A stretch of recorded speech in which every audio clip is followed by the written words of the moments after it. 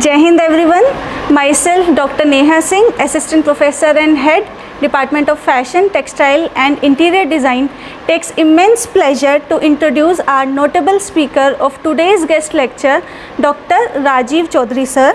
I first attended Dr. Rajiv Chaudhary sir lecture 3 years back and I was literally amazed seeing his knowledge and the way he took his lectures. From then onwards, my interest towards research got developed and I am fortunate enough having received his guidance during my research work. He is a living inspiration to the young ones. He needs no introduction, but as many of us are meeting him for the first time, so I must highlight his notable achievements. Dr. Professor Rajiv Chaudhary sir has been awarded with NCTE Award Best Teacher Educator 2019 from NCTE National Council of Teacher Education, a body of Government of India. His present designation and responsibilities include: he is currently serving as Professor in Physical Education, Pandit Ravi Shankar Shukla University, Raipur, Chhattisgarh, and he is currently Dean Students Welfare from 2017 onwards, Head School of Studies in Law from 2019 onwards, Joint Proctor of the University from 2015 onwards. He is also serving as an adjunct faculty, Rashtriya Raksha University, a university of national importance and central university under Ministry of Home Affairs, Government of India, Gandhinagar, Gujarat. He is also visiting professor to many universities out of India also. He is visiting professor of Jan Glugos University, Poland, visiting professor of Trier University of Applied Sciences, Trier, Germany. His past experiences include: he has been former Dean, Faculty of Physical Education from July 2016 to July 2018, former Head School of Studies in Physical Education from July 2016 to June 2019, former Chairman Central Board of Studies from April 2018 to June 2019, former Lecturer LNUPE, Gwalior MP, India, University under Ministry of Youth Affairs and Sports, Government of India, former Principal SSPCPE, Sardar Patel University, VV Nagar, Gujarat, India, former Assistant Professor, Banaras Hindu University, Varanasi, UP, India, former Associate NCC Officer and Commander 3 UP Armed NCC BHU, India. His qualifications include MPE, MPhil, PhD, PGDYM, PG Diploma in Yoga and Meditation, PGDYN, PG Diploma in Yoga and Naturopathy, PGDYP, PG Diploma in Yoga and Psychotherapy, Black Belt Diploma in Judo, 2nd Dan, which itself is a very big achievement, CIS from NIS, NET qualified from UGC, and the fellowships he has received: JRF from MHRD, Government of India, SRF from UGC. His awards list include: received Accolade of Excellence from Open International University of Complementary Medicine, Sri Lanka in 2009, awarded Professor of the Year consecutively for 2 academic years, 2014-15 and 2015-16. Received Lifetime Achievement Award from Physical Education Foundation of India, PEFI, in 2019. Received Honor of Fellowship from IMS BHU. His research related experiences include: he has published more than 109 research papers indexed in Scopus, Web of Science and PubMed. He has guided 18 PhD scholars under his supervision. The research project he has completed are 4 that are sponsored by UGC, CG Coast and AIIMS AIMS. His publications include, he has published 17 books and 30 book chapters in books. The countries he has visited for academic purposes are Sri Lanka, Singapore, Poland and Germany. He has delivered numerous of lectures. His lectures include UGC HRDCs more than 800, in international conferences more than 50, in national conferences more than 100, and he has delivered more than 800 online lectures, which is a very big achievements. And this was just the brief introduction of sir. Thank you so much, sir, for taking time out from your busy schedule. Thank you so much. Please give a good round of applause to Dr. Professor Rajiv Chaudhary, sir. Thanks, ma'am. I request Honorable Principal, sir, to welcome our guest of honor with a fatka or a sachet.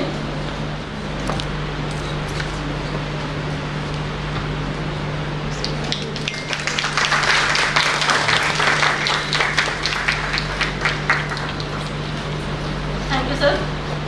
I would like to invite Bhavna ma'am, HOD, Department of Performing Arts, to please present our guest speaker with a planter.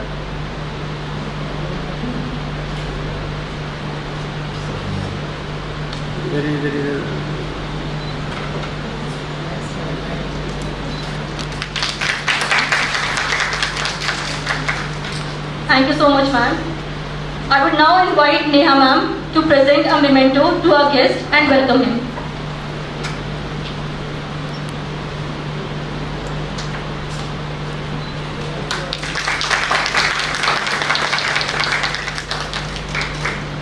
Thanks a lot, ma'am. Principal of the college, Professor Pintu, head of the department, Madam Neha, and other head of the departments, teachers, and dear students.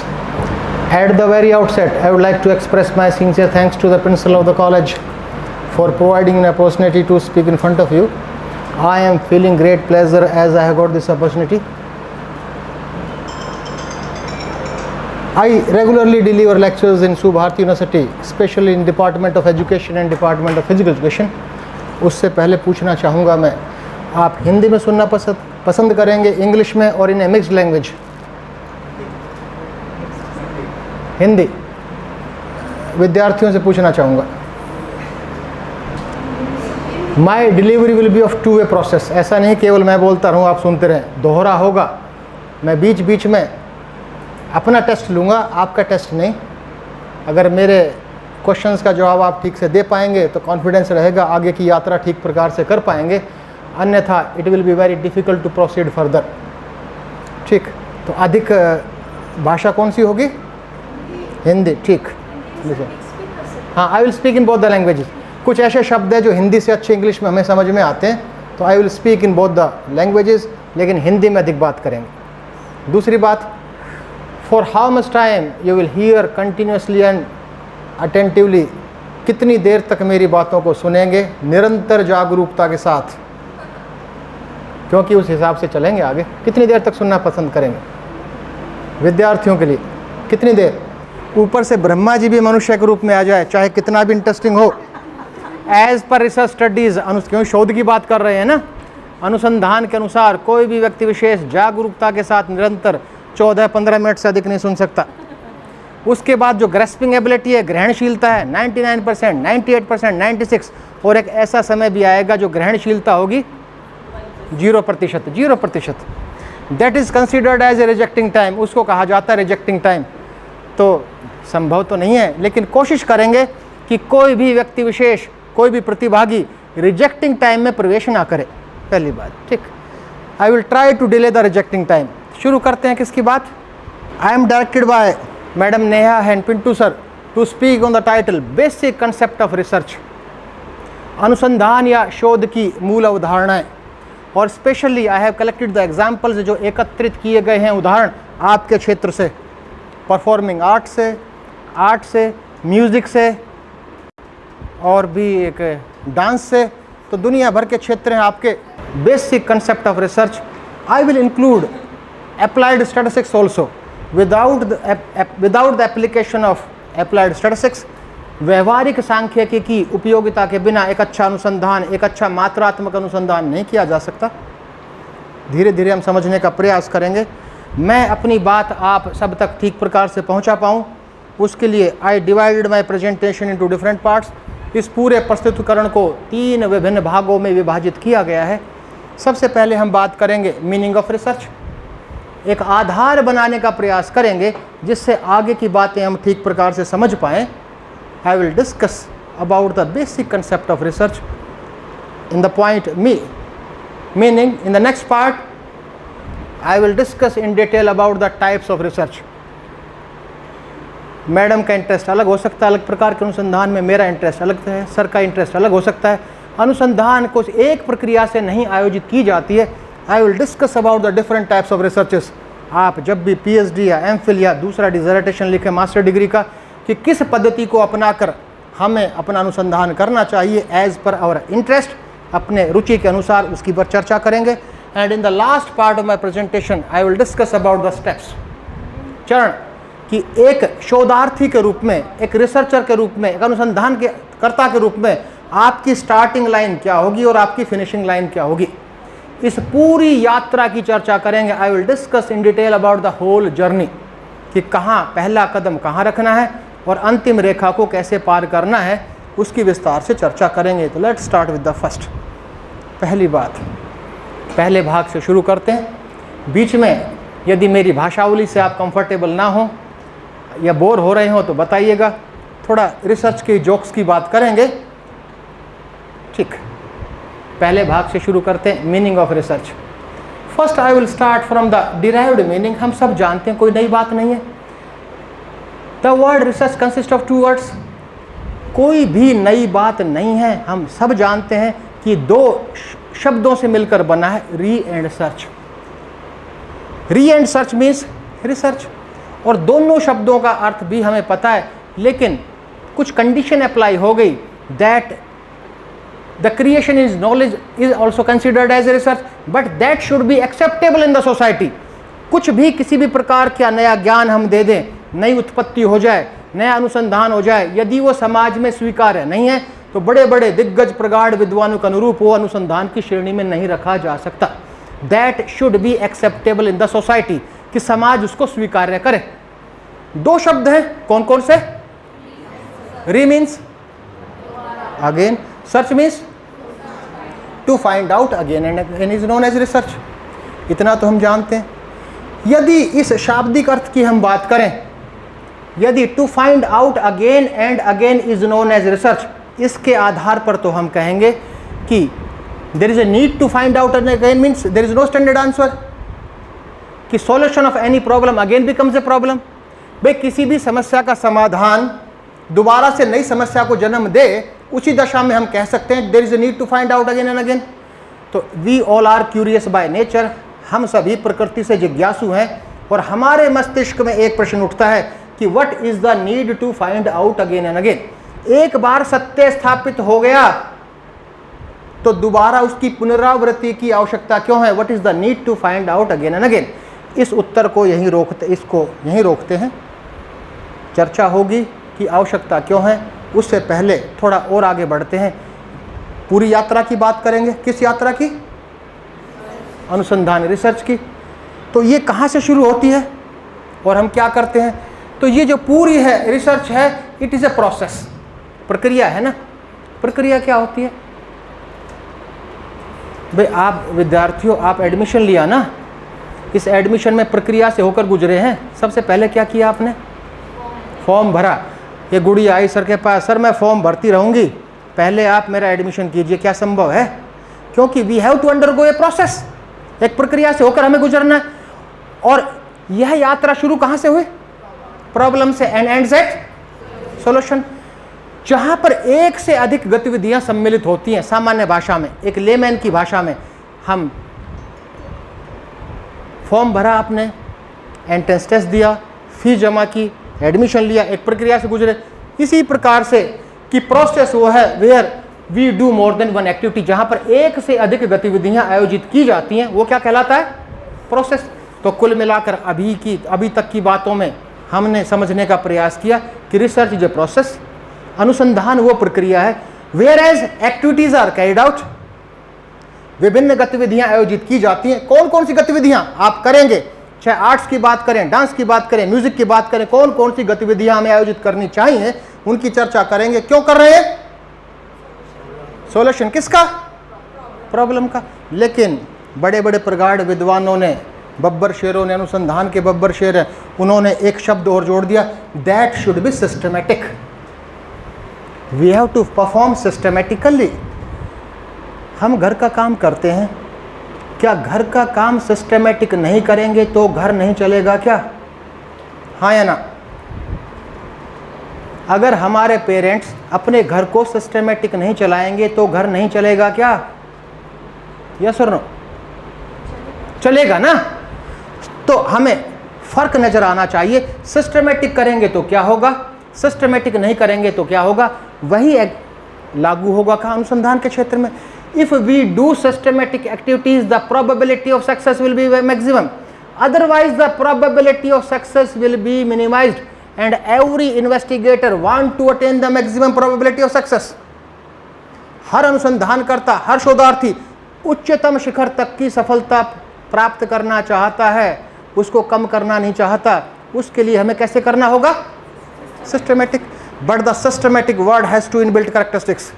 ये जो systematic शब्द है, इसमें दो शब्द छुपे हुए हैं। जब तक इन दो शब्दों की पूर्ति नहीं होगी, the activity can not be considered as a systematic, तो वो गतिविधि सिस्टमैटिक नहीं की जा सकती। First, we have to follow a sequence, एक क्रम अपनाना है, उस क्रम को नहीं तोड़ सकते। दूसरा, जो कि और भी इंपॉर्टेंट है, that should be well defined.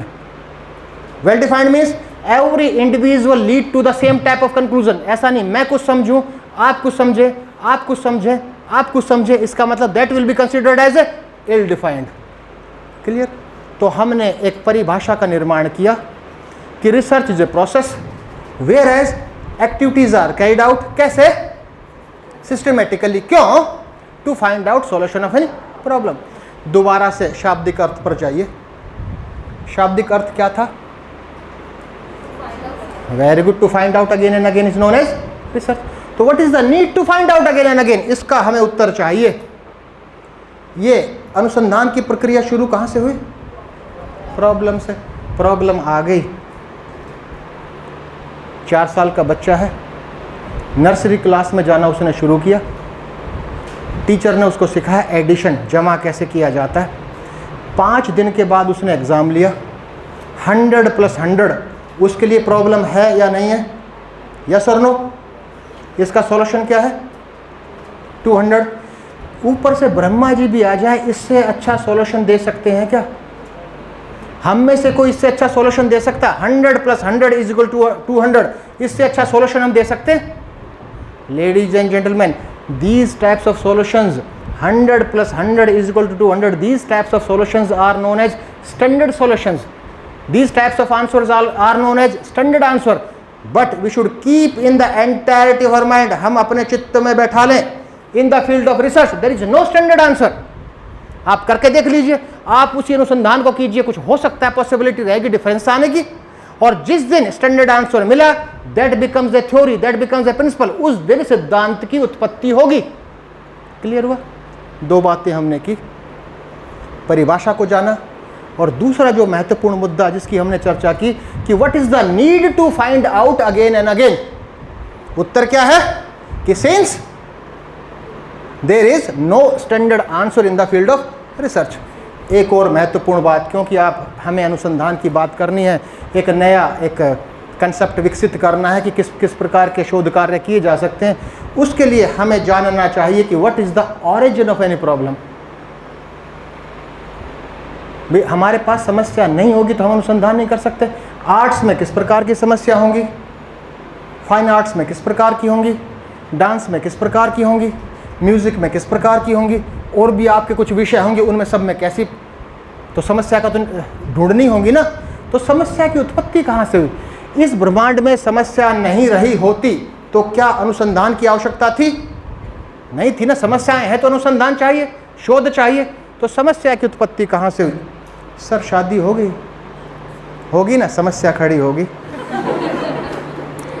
समस्या दूसरी सेंस में कह रहा हूँ, मैं रिसर्च की सेंस में कह रहा हूँ, आप जो समझ रहे हो उस सेंस में नहीं कह रहा हूँ, वो दूसरी सेंस है। समस्या हुई, वाइफ ऑर्डर्ड हिम, आदेश तो देती हैं आजकल की पत्नियाँ, go to market purchase vegetables, बाजार जाओ सब्जी खरीदो। सब्जी नाम की कोई एक ही वस्तु रही होती तो समस्या नहीं थी कि भाई 20 किलो तोल दो, एक अब में नहीं चलेगी। Where there is a choice there is a problem, where there is a variety there is a problem. जहां चॉइस होगी प्रॉब्लम होनी है, जहां वैरायटी होगी वहां प्रॉब्लम होनी ही है, किसी भी क्षेत्र में देख लीजिए। लेकिन चॉइस और वेरिएबल दोनों कैसे शब्द हैं? दैनिक भाषा के। हम किसकी बात कर रहे हैं? रिसर्च की। तो एक शब्द आया variance, where there is a variance there is a problem.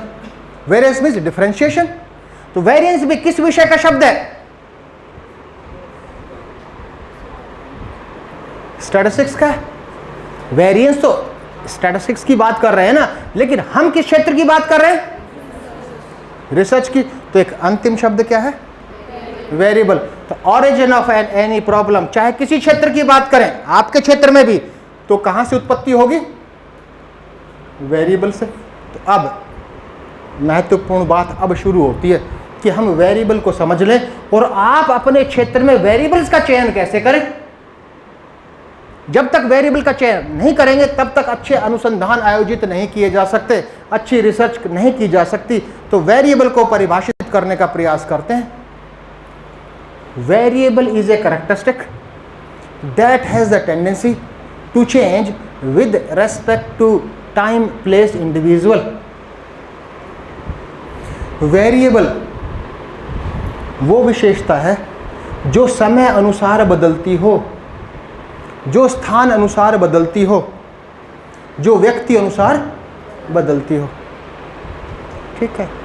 Example आपके क्षेत्र से, dancing performance. Dancing performance variable है ना, आप करना चाहिए effect of music on dancing performance वगैरह वगैरह, किसी भी तरह के बाद में बातें करेंगे। तो डांसिंग परफॉर्मेंस व्यक्ति अनुसार बदलती है या नहीं? सबकी परफॉर्मेंस बराबर होती है क्या? आपकी डांसिंग परफॉर्मेंस अलग है, आपकी अलग है।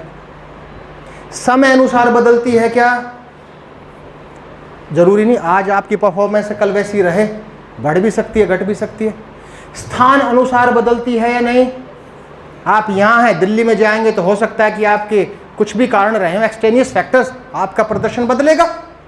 तो जो समय अनुसार बदलता हो, जो स्थान अनुसार बदलता हो, जो व्यक्ति अनुसार बदलता हो, वो वेरिएबल की श्रेणी में आता है। तो we have to find out variables, क्योंकि अनुसंधान का आरंभ तो आपको वहीं से करना है। यदि अच्छे अनुसंधान या शोध कार्य करना चाहते हैं, अच्छे एक प्रतिष्ठित शोध पत्रिकाओं में यदि आप अपना शोध पत्र प्रकाशित करना चाहते हैं, तो 3 बातें याद रहें। What is the need to find out again and again, since there is, तीनों बातों को दोहराते हैं ना। What is the need to find out again and again, since there is no standard answer in the field of research. दूसरी, research की हमने परिभाषा की बात की। Research is a process whereas activities are carried out systematically to find out the solution of any problem। और अगली बात हमने क्या की? what is the origin of any problem, variable। और चौथी बात हमने की कि what do you mean by variable, Hindi में हम कहते चर। variable से क्या समझते हैं? that has the tendency to change with respect to time, place, individual। ठीक, थोड़ा सा हमने आधार बनाया, अनुसंधान को, शोध के अर्थ को जानने का प्रयास किया। अब दूसरे भाग की तरफ चलते हैं। दूसरा भाग क्या है? टाइप्स ऑफ वेरिएबल्स की बात करें। वेरिएबल किस प्रकार के हो सकते हैं? आपके क्षेत्र में, स्पेशली आपके क्षेत्र में, मात्रात्मक अनुसंधान भी किया जा सकता है, क्वांटिटेटिव रिसर्च भी की जा सकती है, और अधिक जो देखने को मिलती हैं क्वालिटेटिव रिसर्च, गुणात्मक अनुसंधान देखने को मिलती है। But we can conduct both the types of researches. उसके लिए हमें वेरिएबल को समझना होगा कि what do you mean by variable, जिसका अर्थ तो जान चुके हैं। अब बात करते हैं क्लासिफिकेशन ऑफ वेरिएबल्स। ध्यान दीजिए, क्लासिफिकेशन ऑफ वेरिएबल्स पता होना चाहिए। अर्थ को तो हम जान चुके हैं। जहाँ क्लासिफिकेशन की बात करें, जहाँ टाइप्स की बात करें, मैं यदि आपसे कहूँ कि इस पूरी ये जो ग्रुप है, ऑडियंस का ग्रुप है, क्या इसको क्लासिफाई कर सकते हैं, यस और नो? कर दीजिए बेटा, करिए। गुड़िया ने कहा टीचर्स एंड स्टूडेंट्स। क्यों किया? आधार क्या था, बेस क्या था? कुछ बेस था ना, स्टेटस कह दे सकते हैं कि आपका स्टेटस, स्टूडेंट्स का उनका स्टेटस क्या यही हो सकता है क्या? और भी हो सकता है, दूसरा कर दो। एजुकेशन बेस पर ग्रेजुएट, मास्टर डिग्री, डॉक्टरेट हो सकता है ना। मैडम के आधार पर यही हो गया। On the basis of different basis different types of classifications are possible. विभिन्न आधारों के आधार पर विभिन्न प्रकार का वर्गीकरण होता है। हमें लिटरेचर, हमें किताबें, हमें पुस्तकें कंफ्यूज करती हैं। किसी ऑथर ने वेरिएबल्स को क्लासिफाई अलग तरह से किया है, किसी दूसरे ऑथर ने अलग तरह से किया है। तो लेकिन अलग अलग ऑथर का क्लासिफिकेशन का आधार अलग अलग रहा होगा, मानते हैं ना। तो यहाँ सभी आधारों के आधार पर तो क्लासिफिकेशन को प्रस्तुत करना संभव नहीं है। I am going to present only 2 classifications on the basis of 2 different basis. 2 विभिन्न आधारों के आधार पर वर्गीकरणों की बात करेंगे। पहला आधार है जिसका कॉजल मॉडल, स्पेशली 2 क्षेत्रों में, थोड़ा सा मैंने आपके क्षेत्र का अध्ययन किया कल ही, 2 क्षेत्रों में ये कॉजल मॉडल लागू होता है। डांस के क्षेत्र में बहुत अच्छे अनुसंधान किए जा सकते हैं इस प्रकार के कॉजल मॉडल से। म्यूजिक के क्षेत्र में बहुत अच्छे अनुसंधान किए जा सकते हैं। हाँ, परफॉर्मिंग आर्ट्स में या तो सर्वेक्षण अध्ययन अधिक होंगे, लेकिन कॉजल मॉडल का अर्थ समझ लें। पहले इस कॉजल मॉडल को जान लें। क्या कर रहे हैं हम? Types of variables on the basis of causal model. On the basis of causal model, we divide all the variables into 3 different categories. हम 3 विभिन्न भागों में बांटते। सामान्य सी बात है, आपका सब जानते होंगे, लेकिन हम उदाहरणों के साथ जानने का प्रयास करेंगे। First one is independent variable. थोड़ा सा इसको जान लें। इंडिपेंडेंट वेरिएबल, स्वतंत्र चर। रिसर्च की भाषा में, अनुसंधान की भाषा में, this variable is known as treatment, उपचार। एक हाइपोथेटिकल टाइटल बना लेते हैं, effect of music therapy on stress. किस प्रकार का अनुसंधान किया जा सकता है, नहीं किया जा सकता है? आप अलग अलग म्यूजिक एक कंपोज करते होंगे शायद म्यूजिक के क्षेत्र में, है या ना? यस और नो? तो क्या सभी प्रकार का म्यूजिक एक प्रकार का प्रभाव छोड़ता है हमारी मेंटल एबिलिटी पर? यस और नो? नहीं। तो आपने एक टाइटल लिख लीजिए, यही टाइटल आगे चलेगा, effect of music therapy on stress. ठीक है, क्लियर? तो इस हाइपोथेटिकल टाइटल में, इस काल्पनिक उदाहरण में, इस परिकल्पनापूर्ण उदाहरण में इंडिपेंडेंट वेरिएबल होगा ट्रीटमेंट। और इस हमारे इस हाइपोथेटिकल एग्जांपल में, टाइटल में ट्रीटमेंट क्या है? म्यूजिक थेरेपी, जिसका प्रभाव हम देख रहे हैं, that is considered as a independent variable, स्वतंत्र चर। आपका उद्देश्य क्या है? किसका प्रभाव देख रहे हैं? किसका प्रभाव देख रहे हैं? किस पर देख रहे हैं? Investigator's interest is to find out the effect on stress of music. Music का प्रभाव देख रहे हैं ना। तो कभी ऐसा होता है, दुनिया भर के दूसरे प्रभाव भी पड़ेंगे। Effect of daily routine, daily routine भी अपना प्रभाव छोड़ेगा। इफेक्ट ऑफ हेरिडिटी, जो एक वंशात्मक रूप से ही तनाव से भरा हुआ व्यक्ति विशेष है, हो सकता है ना। तो लेकिन आपका उद्देश्य किसका प्रभाव देखना है? केवल म्यूजिक का। लेकिन साथ साथ दूसरे भी वेरिएबल अपना प्रभाव छोड़ेंगे। These are known as confounding variables.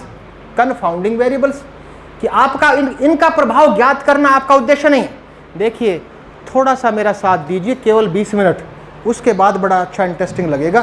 थोड़ा सा इन टर्मिनोलॉजीज को ठीक से समझ लें, उसके बाद आगे की यात्रा बहुत अच्छी होगी।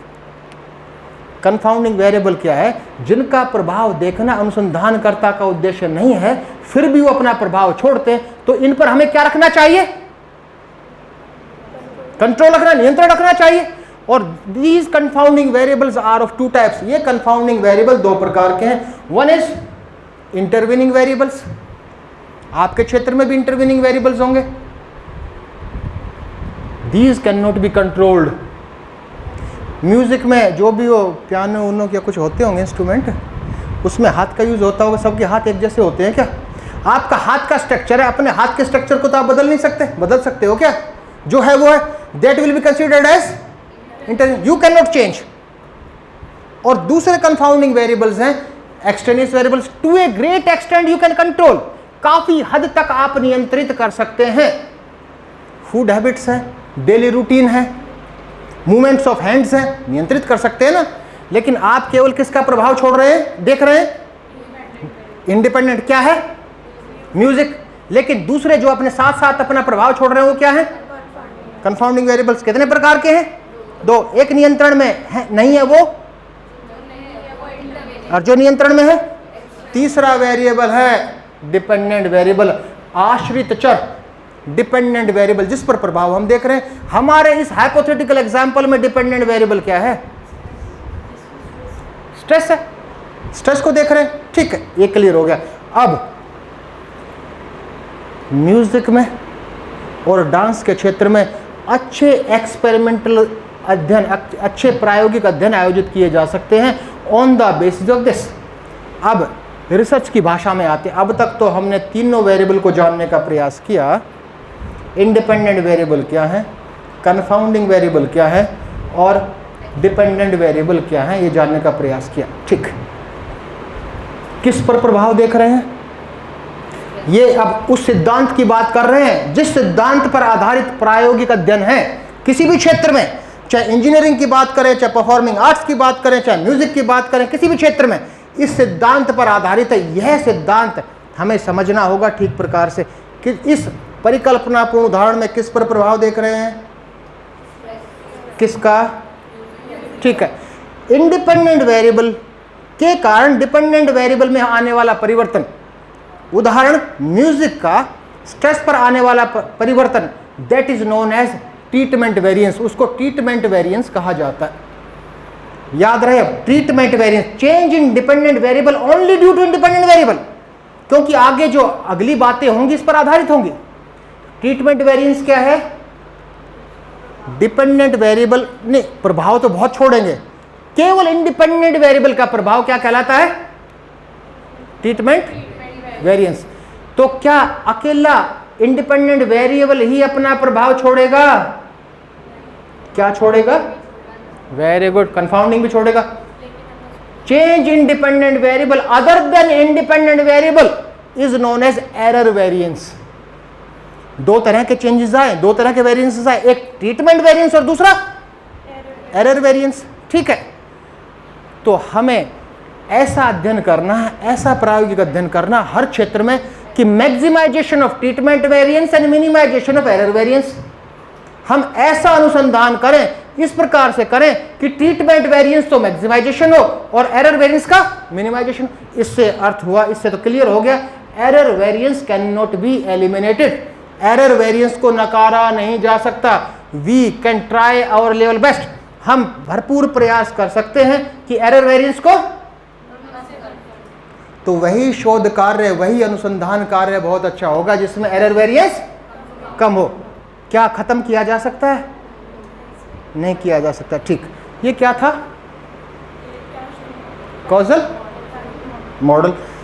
हम कितनों की बातें करने वाले थे? दो। दूसरा एक और करते हैं, on the basis of the unit of measurement. Unit of measurement के आधार पर, यूनिट ऑफ मेजरमेंट के आधार पर हमारे पास 4 प्रकार के वेरिएबल हो सकते हैं, 4 वेरिएबल्स, और आपके क्षेत्र में भी हैं। ये तो बहुत ही अधिक इस तरह का आपके क्षेत्र से संबंधित है। पहला है nominal scale. Nominal scale, madam Neha ने पीएचडी जो की है वो, उसमें नॉमिनल स्केल का उपयोग किया गया है। उसमें जितने भी उनके रेस्पॉन्सेज हैं, all comes under the category of nominal scale. तो समझ ले नॉमिनल स्केल क्या है। Nominal scale means when we collect the responses in the form of a frequency or counts, in the form of a discrete series, whole number of high performers in arts, number of low performers in arts, मैं कहूं कि number of girls, number of females in this group, कितना answer होगा? मान लीजिए 40, आप कह सकते हैं 40.2 लड़कियां हैं, that will be a whole number, that will be a discrete series.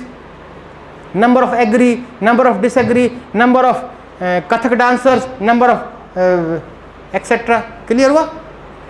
When the available data is in frequency or count, that comes under the category of. ठीक है. नॉमिनल स्केल भी विभिन्न प्रकार का हो सकता है. पहला है dichotomous. Dicho means two, having two ends.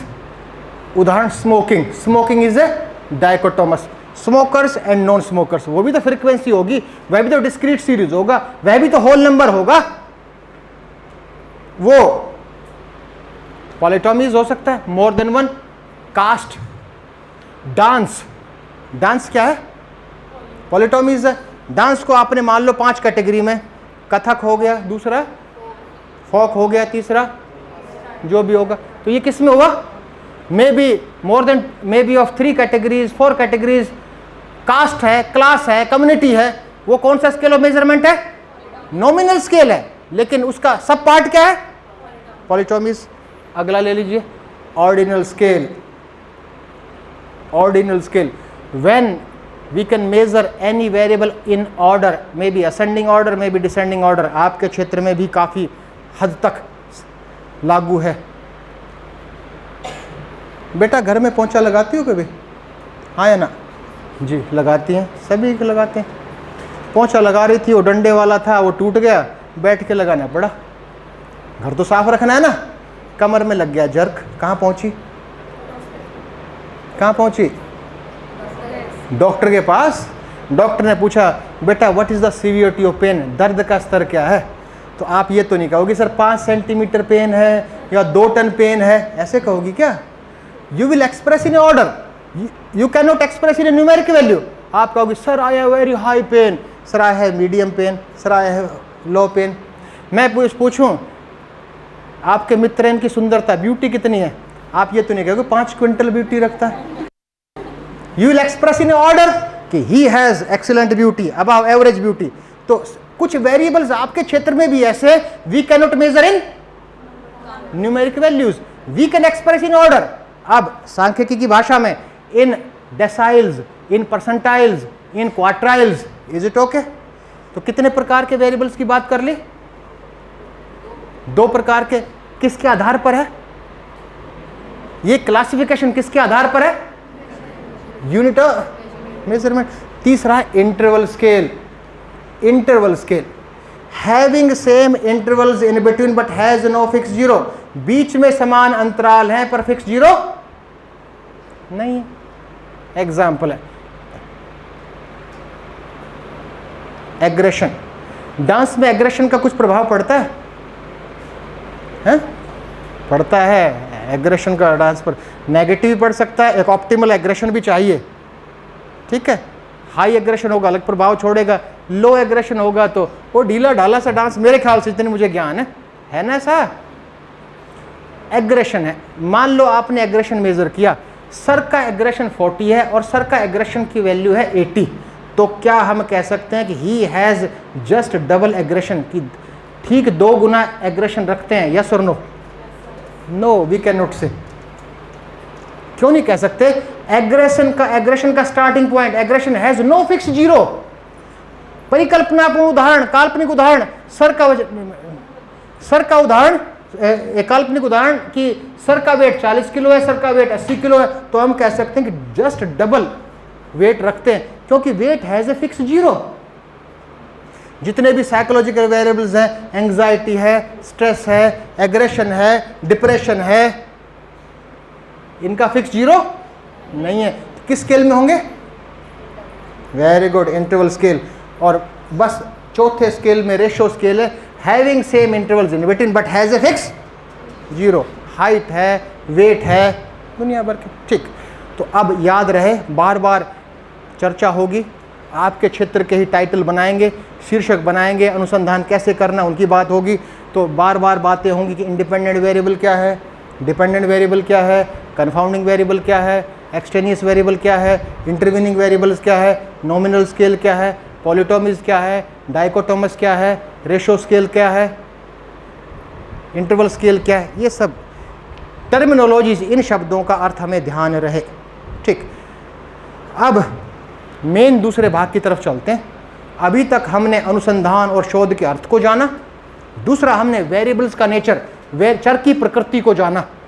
अब टाइप्स ऑफ रिसर्च की बात करते हैं, टाइप्स ऑफ रिसर्च, क्योंकि हम सब अलग अलग टाइप्स, देखो टीचर्स तो एक मेरे साथ वाले सब किसी भी अध्यापक को पढ़ना, क्योंकि एक जिसको पढ़ाने की आदत हो जाए ना उसको सुनने की आदत बड़ी कम होती है। लेकिन मेरा उद्देश्य है कि विद्यार्थियों को, आपको लगे बोर तो नहीं हो रहे हो, पक्का विदाउट हेजिटेशन बता देना, ठीक है जी? चुटकुला सुना दूं अभी इतनी जल्दी? यानी चुटकुला सुनाने का अर्थ है कि कहीं ना कहीं गड़बड़ शुरू हुई है, तभी तो गड़बड़, लेकिन फिर भी सुना देता हूँ। आपके डिपार्टमेंट में पीएचडी कर रहे हैं कोई? कर रहे हैं? कौन कर रहे हैं? मैडम कर रही है, अच्छा सॉरी, ठीक, पीएचडी कर रहे हैं। आपने देखा होगा कोई भी पीएचडी करना चाहता है ना और करना शुरू करता है तो शैलियाँ बदल जाती हैं, बड़ा प्रफुल्लित होता है, उसकी सारी आदत सब बदल जाती हैं। ठीक, आपने देखा होगा शिव भारती विश्वविद्यालय में भी कोई स्कॉलर घर से कह के आएगा पीएचडी कर रहा हूँ, सबसे पहला तो काम करता है कि मैं वो लैपटॉप खरीदता है, चाहे वो एक हफ्ते ना खोले लेकिन गले में टंगा जरूर रहेगा, कई बार देखता हूँ ऐसा। ठीक है, तो खरगोश ने भी जंगल में, थाना की मैं रिसर्च करूँगा, उसने भी क्या खरीदा? लैपटॉप खरीदा। लैपटॉप खरीदा, चाल बदल गई उसकी, उछलता हुआ जा रहा था, सामने मिला भेड़िया। भेड़िया बोला भाई खरगोश भाई इतना खुश क्यों? बोला भाई अनुसंधान कर रहा हूँ, शोध। बोला तेरा शीर्षक क्या होगा? बोला मेरा शीर्षक होगा हाउ रैबिट ईट वोल्फ, खरगोश भेड़िए को कैसे खाए, ऐसी उत्पत्ति करनी, ऐसी खोज करनी है। तो भेड़िए ने कहा कि सारे देवी देवता स्वर्ग से उतरकर पृथ्वी पे आ जाए तब भी तेरे शरीर का निर्माण ऐसा नहीं करते कि तू भेड़िए को खा पाए। लेकिन नहीं माना, बोला कि यही टॉपिक रहेगा कि हाउ रैबिट ईट वोल्फ, खरगोश भेड़िए को कैसे खाए। नहीं माना खरगोश, भेड़िए ने लात मारी, कहीं लैपटॉप गया, कहीं खुद गिरा, डरते डरते ने लैपटॉप उठाया, लेकिन चैलेंज कर गया इसी पर करूंगा, हाउ रैबिट ईट वोल्फ। विश्वास नहीं आया तो शाम को घर आ जाना मेरे। Rabbit narrated the same story to all the animals. Rabbit ने यह सेम स्टोरी सभी एनिमल्स को सुनाई। हाथी मिला, उससे भी भाई यही है, सब बोले अच्छा बेवकूफ़ है, ऐसे कहीं रिसर्च होती है क्या, इलॉजिकल है, संभव ही नहीं है। नहीं माना, रैबिट कैन ईट वोल्फ। आप में से किसी को विश्वास नहीं आ जाए, शाम को घर आना, पता चल जाएगा। सारे जानवर चिंतित इकट्ठे होकर कहाँ गए शाम को? किसके? खरगोश के। खिड़की से झांकते हैं, मोटी मोटी हड्डियों के मरे हुए जानवरों के ढेर, घास फूस खाने वाले घर में कि क्या गड़बड़ है, मोटी मोटी हड्डियाँ। अंदर घुस के देखते हैं एक कोने में सिंहासन पर बहुत ताकतवर बब्बर शेर बैठा हुआ था। तो theme of the story is it is not important what is your topic, important is who is your guide. Guide Babbar शेर है तो कुछ भी करना। ठीक, ठीक है। तो इस तरह का है। तो आजकल आप जितने भी स्कॉलर्स हैं सबसे पहले किसको ढूंढते हैं? गाइड, मजबूत। अब पिंटू सर के अंडर को कौन रिजेक्ट करेगा भाई इस डिपार्टमेंट में? क्लियर है ना? तो इसलिए, लेकिन दोबारा से आप सीरियल देखते हैं ना, सीरियल के नीचे आजकल एक लाइन आती है, इस सीरियल के सभी पात्र काल्पनिक हैं, वास्तविकता से कोई लेना देना नहीं है। तो मेरे जोक का वास्तविकता से कोई लेना देना नहीं है। रिकॉर्डिंग कर रहे हो तो मेरे जोक का कोई वास्तविकता से लेना देना नहीं। दोबारा से आते हैं, किसकी बात करें? टाइप्स ऑफ रिसर्च की बात करते हैं। टाइप्स ऑफ रिसर्च, तो यहां भी टाइप की बात आ गई। तो क्या एक ही तरह के टाइप्स होंगे क्या? किसी ऑथर ने कोई आधार, हमने जो वेरिएबल्स का क्लासिफिकेशन किया था कितने प्रकार से?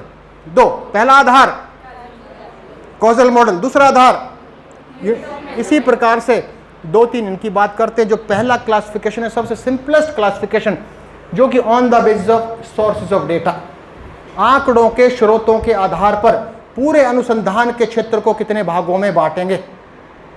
दो ही भागों में, दो ही प्रकार के हो सकते हैं। लेकिन आधार क्या है? सोर्सेज ऑफ डेटा, आंकड़ों का स्रोत। भाई आप चाहे म्यूजिक में करें, फाइन आर्ट्स में करें, आर्ट्स में करें, डांस में करें, तो कोई सोर्स ऑफ इंफॉर्मेशन तो होगा ना, कुछ आंकड़ों को एकत्रीकरण तो करेंगे, सूचना एकत्रित तो करेंगे। दो ही प्रकार के हो सकते हैं, पहला है quantitative research, another is qualitative research. पहला है quantitative research, another is qualitative research. मैं पहले बता चुका हूं, I have explained earlier that in your field there is a tradition to conduct qualitative research. आपके क्षेत्र में अधिकतर क्वालिटेटिव रिसर्च, मैडम नेहा का एग्जाम्पल है, her study is a mix study, वो क्वांटिटेटिव एस्पेक्ट भी है उसमें और क्वालिटेटिव भी है, मिक्स्ड भी कर सकते हो, लेकिन दोनों को समझने का प्रयास करें। क्वांटिटेटिव हिंदी मात्रात्मक अनुसंधान और गुणात्मक अनुसंधान कि क्वांटिटेटिव रिसर्च क्या है और क्वालिटेटिव रिसर्च क्या है। तो शुरू करते हैं quantitative research. Quantitative researches are conducted on the basis of variables. Variable को हम परिभाषित कर चुके हैं, that is affected by the place, time, ठीक है। On the other hand qualitative researches are conducted on the basis of attributes we cannot measure in a numeric। example दिए थे ना हमने, severity of pain, beauty, these are the examples of attributes। अब नई बात, can we convert one type of, आपके क्षेत्र से can we convert one type of research into another type of research? क्या हम एक प्रकार के अनुसंधान को दूसरे प्रकार के अनुसंधान में परिवर्तित कर सकते हैं?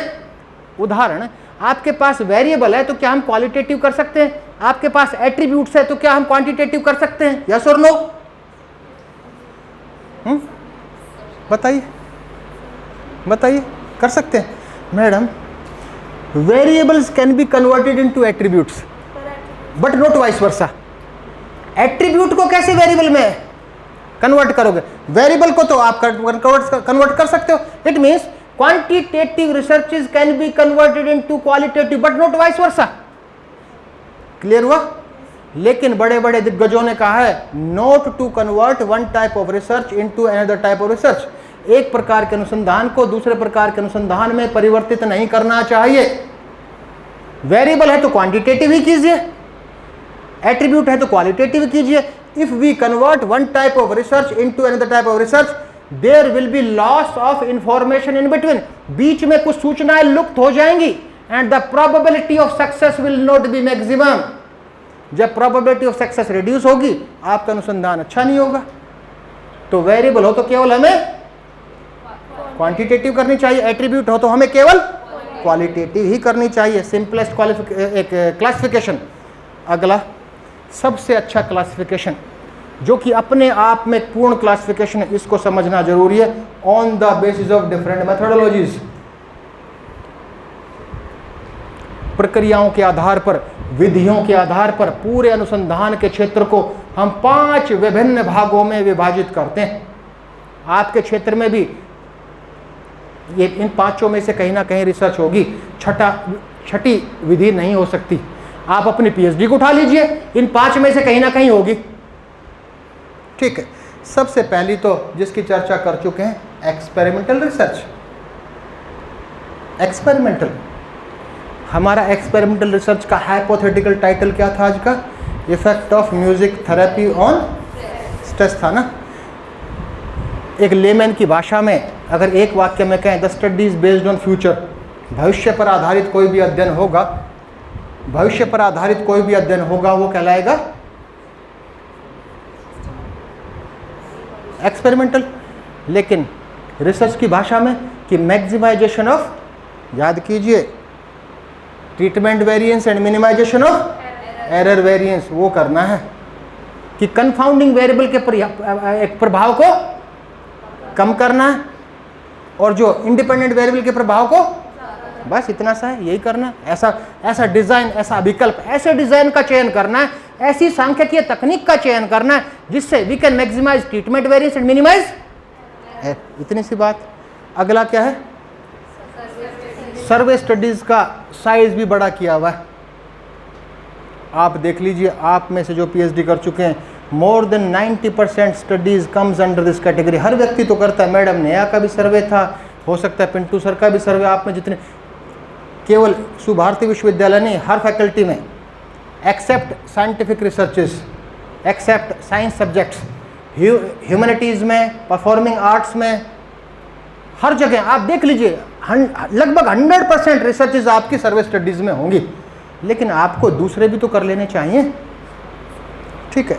लेकिन इसको यहीं छोड़ते हैं क्योंकि एक्सपेरिमेंटल, देखो महत्वपूर्ण वाक्य, experimental researches are independent in nature. मैं करूं तो भी तरीका वही रहेगा, आप करें, but survey studies can be conducted by different ways, by different sub ways. सर्वेक्षण अध्ययन उप प्रकारों से आयोजित किए जा सकते हैं, लेकिन स्टडीज बेस्ड ऑन प्रेजेंट, वर्तमान परिप्रेक्ष्य में हम आंकड़े एकत्रित करते हैं और हम अध्ययन करते हैं, वो कहलाएगा। लेकिन अभी इसको हम यहीं रोकते हैं, इसके सब क्लासिफिकेशन की बात नहीं कर रहे। अगला क्या है? Historical research is based on history, based past. No, every past can not be considered as history. हम बैठा लें दिमाग में, प्रत्येक भूतकाल की घटना इतिहास का निर्माण नहीं करती है, ठीक है। इंदिरा गांधी जी कितने साल प्राइम मिनिस्टर रही, कौन कौन सा कार्य किया, वो इतिहास का भाग है या नहीं है? वो सुबह ब्रेकफास्ट में कितनी चपाती खाती थी, लंच में कौन सी सब्जी खाती थी, इतिहास का भाग है क्या? तो इतिहास की भाषा में, हिस्ट्री की भाषा में, studies based on meaningful past can be considered as historical researches. As a researcher, अनुसंधानकर्ता के रूप में, we have to identify whether we are going to conduct on the basis of meaningful past और meaningless past. तो क्या हुआ शब्द? Studies based on meaningful past. अगला क्या है? दर्शन अनुसंधान। आपके फील्ड में तो बहुत अच्छे किए जा सकते हैं, फिलोसफिकल रिसर्च। कैसे? फिलोसफिकल रिसर्च क्या? फिलोसफी क्या? I belong to Haryana, Haryana का रहने वाला हूँ, सुना भी होगा आपने। हरियाणा में एक बचपन से मैं देखता आया, दो व्यक्ति आपस में बात कर रहे हों और एक दूसरे की बात नहीं समझ में आती, क्यों फिलोसफी झाड़ रहा है, ऐसी कहावत होती होगी ना, करते ऐसी बात हम। It means something difficult in nature, जो कुछ जटिल सा, उलझा पुलझा सा हो, हम कहते हैं ना, अरे क्या फिलोसफिकल बात कर रहा है या ऐसी मान्यता है या नहीं है ना? लेकिन वास्तव में ऐसा नहीं है, क्योंकि हम फिलॉसफी को ठीक से समझ नहीं पाते। फिलॉसफी क्या है? सर ये शर्ट कैसी पहनी है, कैसी लग रही है आपको? आपके मित्र ने, हैं? अच्छी है। मैडम कह रही हैं, क्यों झूठ बोल रहे हो भाई, ये अच्छी नहीं है, बहुत अच्छी है। डिग्री क्या किया? बढ़ा दी। मैडम कह रही है दोनों झूठे, ना ये अच्छी है ना ये बहुत अच्छी है, ये तो बहुत ही बहुत अच्छी है। Pintu sir as a principal कह रहे हैं, भाई गलत बात है, शर्ट की एक बेइज्जती क्यों कर रहे हो, ना ये अच्छी है ना ये बहुत अच्छी है ना ये बहुत बहुत अच्छी है, शर्ट अल्टीमेट है। Ultimate mean that is last, nothing beyond that.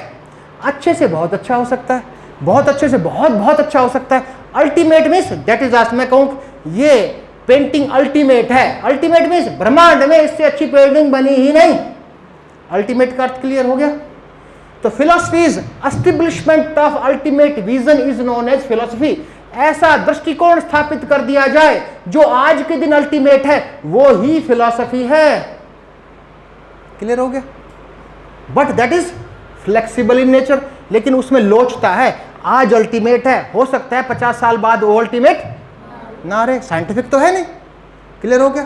तो studies based on vision, no, studies based on vision. और कैसा विजन? अल्टीमेट। लेकिन बड़े बड़े फिलॉसफी के ज्ञाताओं ने 3 शब्द और जोड़ दिए, studies based on vision, views, ideas, concepts. Synonym है, लगभग चारों शब्दों के अर्थ सेम है। क्लियर हो गया? कितनों की बात कर ली हमने? 4। अगला क्या है? Case studies. हिंदी में कहते हैं वैयक्तिक अध्ययन। वैयक्तिक नहीं, वैयक्तिक, वै के ऊपर 2 बात रहा, वैयक्तिक अध्ययन। Case studies. केस स्टडीज कैसे? केस स्टडीज क्या होंगी?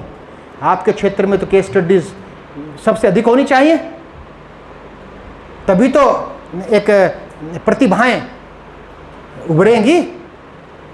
किस पर हो सकती हैं? क्या पिंटू सर पे केस स्टडी हो सकती है? हाँ या ना? हो सकती है ना? क्यों? इनकी पेंटिंग है कि भाई ऐसा पिंटू सर में क्या है कितनी अच्छी, जिससे कि ये गुण हम विकसित करें तो एक अच्छा पेंटर बन पाए। हाँ या ना, एग्री हो कि नहीं हो? तो studies based on individual person. तो क्या पर्सन ही हो सकता है? सुभारती विश्वविद्यालय पर केस स्टडी नहीं हो सकती क्या? क्या आपके इस डिपार्टमेंट पर स्टडी नहीं हो सकती क्या? डिपार्टमेंट हो सकता है, इंस्ट्रूमेंट हो सकता है, आपके दुनिया भर के म्यूजिक के इंस्ट्रूमेंट्स हैं, किसी पर्टिकुलर इंस्ट्रूमेंट पर केस स्टडी, उसमें वेरिएशंस आए तो क्लास हो सकती है, कास्ट हो सकता है, व्यक्ति हो सकती है, संस्था हो सकती है, कम्युनिटी हो सकती है, अपरेटस हो सकता है, बिल्डिंग हो सकती है, रूम हो सकता है, कुछ भी हो सकता है। Whole study centred around that unit, पूरा अध्ययन केंद्रित रहेगा जो यूनिट आपने सेलेक्ट की। तो कुल मिलाकर studies based on social unit, सामाजिक इकाई। There is a long list of the social unit, लेकिन आमतौर पर किस पर आयोजित होती है? या तो संस्था पर या इंडिविजुअल पर। लेकिन ऐसा नहीं है, वी कैन कंडक्ट, आपके क्षेत्र में बहुत हो सकती है। एक पर्टिकुलर प्रक्रिया है कि कैसे केस स्टडीज आयोजित करेंगे। तो क्या नालंदा विश्वविद्यालय पर हो सकती है? हाँ या ना? नहीं हो सकती। Essential is the case should be alive, otherwise that will become historical research। दोनों की प्रक्रिया अलग अलग है। केस जिंदा होना चाहिए, वर्तमान में होना चाहिए, otherwise that will become historical research, अन्यथा वो ऐतिहासिक अनुसंधान की श्रेणी में आएगा। तेंदुलकर पर हो सकती है, हाँ या ना? और बीच में केस लुप्त हो गया तो can we continue the study? No.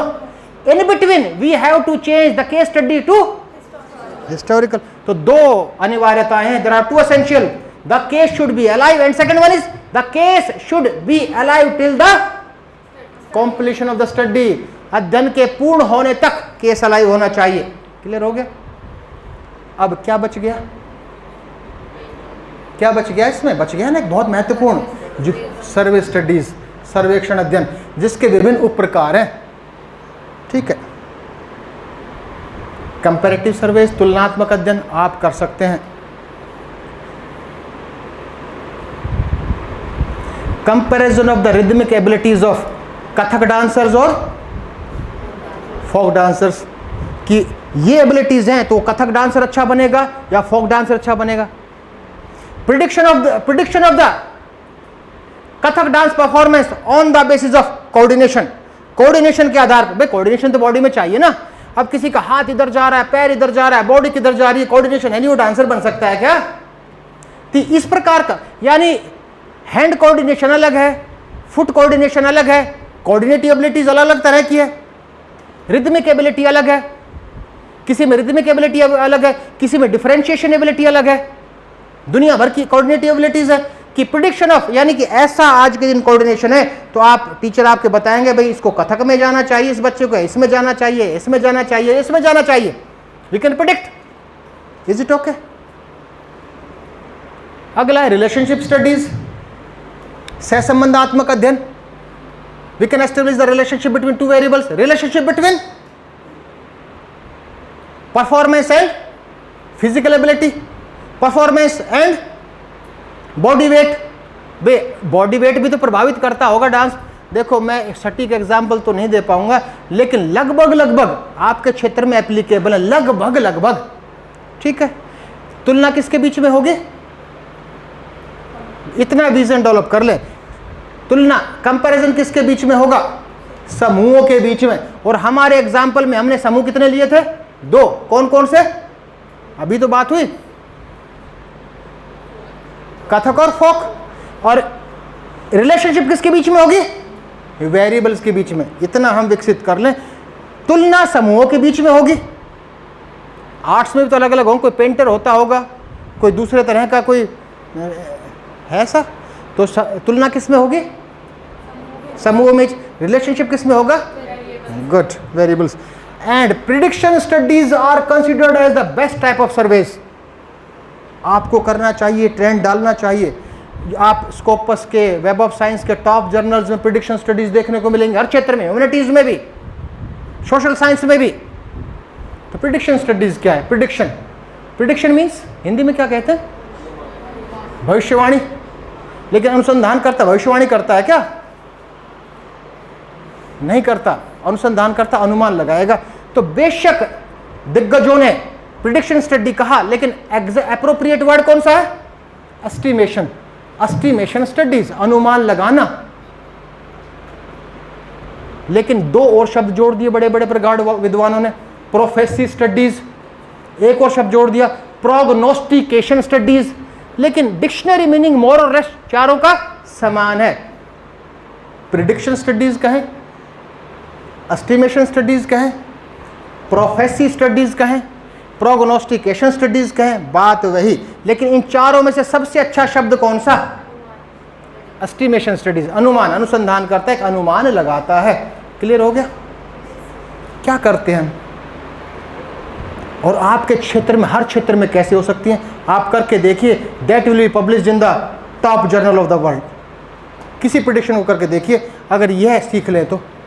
Prediction क्या? सर ने कहा था शादी हो गई है, बात हुई थी ना। सर का मित्र है, उसकी भी शादी हो गई है। सर के मित्र को बेटा हुआ। बेशक हम कितने कहें कि बेटा बेटी बराबर, लेकिन फिर भी काफ़ी हद तक समाज में विद्यमान है।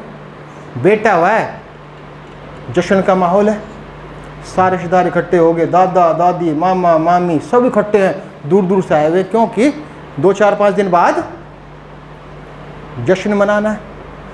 सर भी बधाई देने पहुंच गया अपने दोस्त को, ठीक है। तो कह रहे हैं बेटे के सर पे भी हाथ रख के आशीर्वाद दे आता हूँ। कितने दिन का बेटा है? 4 दिन का। बेटे की माँ लेटी हुई है, बगल में छोटा सा बच्चा लेटा हुआ है, ये भी कुर्सी पे बैठे हैं। इनके मित्र मीन्स उनके हस्बैंड बैठे हुए हैं, और ये घूर के देख रहे हैं, कभी बेटे को देख रहे हैं, कभी रिश्तेदारों के देख रहे हैं, कभी अपने मित्र को देख रहे हैं, और कहते हैं अपने मित्र को, तू बहुत ही भाग्यशाली है। उसने पूछा क्यों भाई, मैं बेटा हुआ इसलिए कह रहा है क्या? बोला नहीं नहीं, बेटा बेटी बराबर, लेकिन तू बहुत भाग्यशाली है। बोला क्यों? बोला तेरा बेटा बड़ा होकर 7 फुट का बनेगा। ऐसे कौन से अंतर्यामी थे? उन्होंने देखा दादा दादी मम्मी पापा सब लंबे हैं, तो लंबा होना ही है। कौन सी नई बात है कि ही predicted unknown on the basis of known. ज्ञात के आधार पर अज्ञात की भविष्यवाणी कर देना। पिंटू सर का अनुभव, उसने देखा कि इस बच्चे में ये है, ये कथक वाला बन जाएगा, ये पेंटर बन जाएगा, क्योंकि you can predict unknown on the basis of known. अब कैसे? Scientifically, by establishing regression models, by using linear regression, by using multiple regression, by using logistic regression, by using multinomial regression। तो regression models, एक equation बनेगी, उनके performance को उनमें भरो, एक फॉर्मूला टाइप बनेगा। यस, यू कैन प्रिडिक्ट कि ये इस क्या संभावना है भविष्य में 20 साल बाद ये कैसा करेगा आपके क्षेत्र में। तो कुल मिलाकर इन प्रिडिक्शन स्टडीज वी प्रिडिक्ट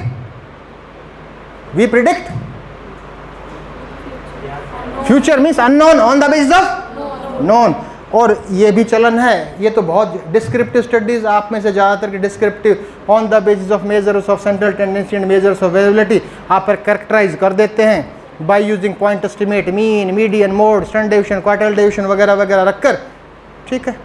तो हमने कितने प्रकार के क्लासिफिकेशंस की बात कर ली? 2। पहले का आधार क्या था? कितने भागों में बांटा? 2। और दूसरा कितने भागों में बांटा? 5। अब केवल एक और करते हैं, उसके बाद पूरी जर्नी की बात करेंगे। और विद्यार्थी जब बोर होने लगो तो बताना, बीच में थोड़ा ब्रेक लेंगे, ठीक है। रिजेक्टिंग टाइम में तो प्रवेश नहीं किया है ना। चलो अगला है on the basis of scope and utility, क्षेत्र और उपयोगिता। क्या प्रत्येक अनुसंधान समान रूप से उपयोगी है? हाँ या ना? प्रत्येक अनुसंधान की समान उपयोगिता है क्या? नहीं है। किसी की उपयोगिता अधिक है, किसी की उपयोगिता कम है ना। तो अगर उपयोगिता के आधार पर पूरे अनुसंधान के क्षेत्र को विभिन्न भागों में विभाजित करें, किसी का स्कोप इतना सा है, किसी का स्कोप इतना है, किसी का स्कोप इतना है, तो कितने प्रकार के हुए? 3। एक नैरो स्कोप है, एक मीडियम स्कोप है और एक हाई स्कोप है। क्लियर हुआ? ठीक। तो पहले से शुरू करते हैं। First one is action research, second one is applied research, third one is basic research. आपके क्षेत्र में एक्शन रिसर्च कैसे कर सकते हो? अप्लाइड रिसर्च कैसे कर सकते हो, बेसिक रिसर्च कैसे कर सकते हो, ठीक। Action research, action researches are known as situational research, situational research. Scope कितना होगा, नैरो, छोटा स्कोप है। अनुसंधान शोध कहाँ से शुरू होता है, प्रॉब्लम से। प्रॉब्लम आ गई, आज की कंडीशन में I am a speaker and you are listener. समस्या आ गई कि जो मैं बोल रहा हूं आपके दिमाग में कुछ भी समझ में नहीं आ रहा। सिचुएशन क्रिएट हो गई ना कि यूजलेस लेक्चर हो गया। तो पिंटू सर ने कहा कि रिसर्च होनी चाहिए कि लेक्चर आयोजित किया और किसी के कुछ समझ में नहीं आया, इस पर छोटा सा शोध होना चाहिए जिससे अगली बार ऐसी समस्या उत्पन्न है ना। ये शोध का विषय है या नहीं है, किससे संबंधित है, सिचुएशन से। किससे संबंधित है, पर्टिकुलर। पिंटू सर ने परिकल्पनाओं का निर्माण किया। सोचेंगे ना अभी क्या ये कारण हो सकता है, ये कारण हो सकता है, ये कारण हो सकता है। पहला कारण क्योंकि पढ़ाने वाला पैदल है, हो सकता है इसलिए समझ में नहीं आ रहा हो। दूसरा हो सकता है क्योंकि पढ़ने वाले पैदल हो, इसलिए हो सकता है। तीसरा क्योंकि सामग्री आपके अनुरूप नहीं है और निष्कर्ष निकला कि आपसे रिलेटेड मैटर नहीं था, इंटरेस्ट का नहीं था, आपके किसी काम का नहीं था। अगली बार जो हो वो काम का कंटेंट शामिल करना चाहिए। क्या दूसरा रिसोर्स पर्सन आएगा, क्या इसके रिजल्ट वहां लागू होंगे, नहीं होंगे। The results are related to, नहीं कारण बता रहा हूं ना, particular situation. The results will be applicable to you and me only, क्योंकि शैली दूसरे की शैली अलग होगी, दूसरे का तरीका अलग होगा, बस केवल कंटेंट ही तो बदले हैं। तो सिचुएशन क्या हुआ, इसका स्कोप छोटा स्कोप हुआ ना। अगला इसी का एग्जांपल लेते। आपके पास कोई म्यूजिक सीखने आया है, एक ग्रुप है वो नहीं सीख पा रहा है, एक पर्टिकुलर कोई एक टीचर है, ट्रेनर है, वो ट्रेन कर रहा है, असफल हो रहा है। आपको रिसर्च करनी पड़ेगी कि क्यों, ऐसा कौन सा है कारण है। You have to identify the causes, लेकिन the results will be delimited to that trainer and trainees only. Is it okay. अगला कौन सा है, applied researches are known as experimental researches. और एक्सपेरिमेंटल रिसर्चेज का हमारा एग्जाम्पल क्या था, एक्सपेरिमेंटल रिसर्चेज का हमारा एग्जाम्पल क्या था तो effect of music therapy on stress. आपने कहा इफेक्ट ऑफ म्यूजिक, आप में से किसी ने अध्ययन किया effect of music therapy on stress of Subharti females. Subharti विश्वविद्यालय की महिलाओं पर एक म्यूजिक थेरेपी का प्रभाव उनके स्ट्रेस पर, क्लियर। और स्ट्रेस को पर प्रभावित हुआ और आपने रिजल्ट दे दिया कि यदि किसी को स्ट्रेस कम करना है तो क्या करो, म्यूजिक थेरेपी उसको दो। Is it okay. क्या ये आयोजित कहाँ किया गया, ये अध्ययन कहाँ पर हुआ, सुभारती में। क्या जम्मू कश्मीर में भी कोई म्यूजिक थेरेपी देगा तो समान परिणाम होंगे क्या, मे और मे नॉट भी। क्या जम्मू कश्मीर के अलावा गोवा में करेंगे तो सेम होगा क्या, जर्मनी में सेम होगा क्या, नहीं, मे और मे नॉट भी। इट मीन्स पहले के रिजल्ट्स एक्शन रिसर्च के जो परिणाम थे कहां तक सीमित थे, सिचुएशन। ये कहां तक सीमित हो गए, रीजन, क्षेत्र बढ़ गया ना, सिचुएशन टू रीजन। अब महत्वपूर्ण बात, if the same research effect of music therapy on stress, if the same research is conducted at different corners of the globe, same Goa में हुई, same Germany, same Poland, same America, same Britain में, if the results are same, that becomes a basic research। तो basic research वो है एक सिद्धांत की उत्पत्ति कि समान अध्ययन अलग अलग स्थान पर अलग अलग समय पर आयोजित किए जाएं, यदि सबके परिणाम समान हो, क्या कहलाएगा, basic research. That is known as a pure research, that is known as a fundamental research. एक और नाम है उसका, that is known as a theoretical research. कितने नाम हुए, 4। बेसिक कहें, थ्योरेटिकल कहें, फंडामेंटल कहें, प्योर कहें, सबका एक ही अर्थ है, ठीक है। तो अभी तक तो हमने यात्रा की बात ही नहीं की थी, अभी तक तो केवल 2 क्षेत्रों की बात की है कि शोध का अर्थ जानने का हमने प्रयास किया और दूसरा टाइप्स ऑफ रिसर्च को जानने का प्रयास किया। Now we will discuss about the whole journey. Time है ना, बोर तो नहीं हो रहे? जोक की आवश्यकता है नहीं?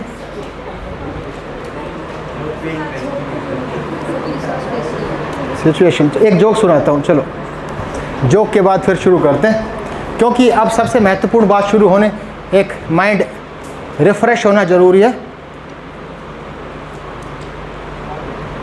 नहीं चलने दीजिए, कोई दिक्कत नहीं, ऐसा कोई भयानक जोक नहीं है।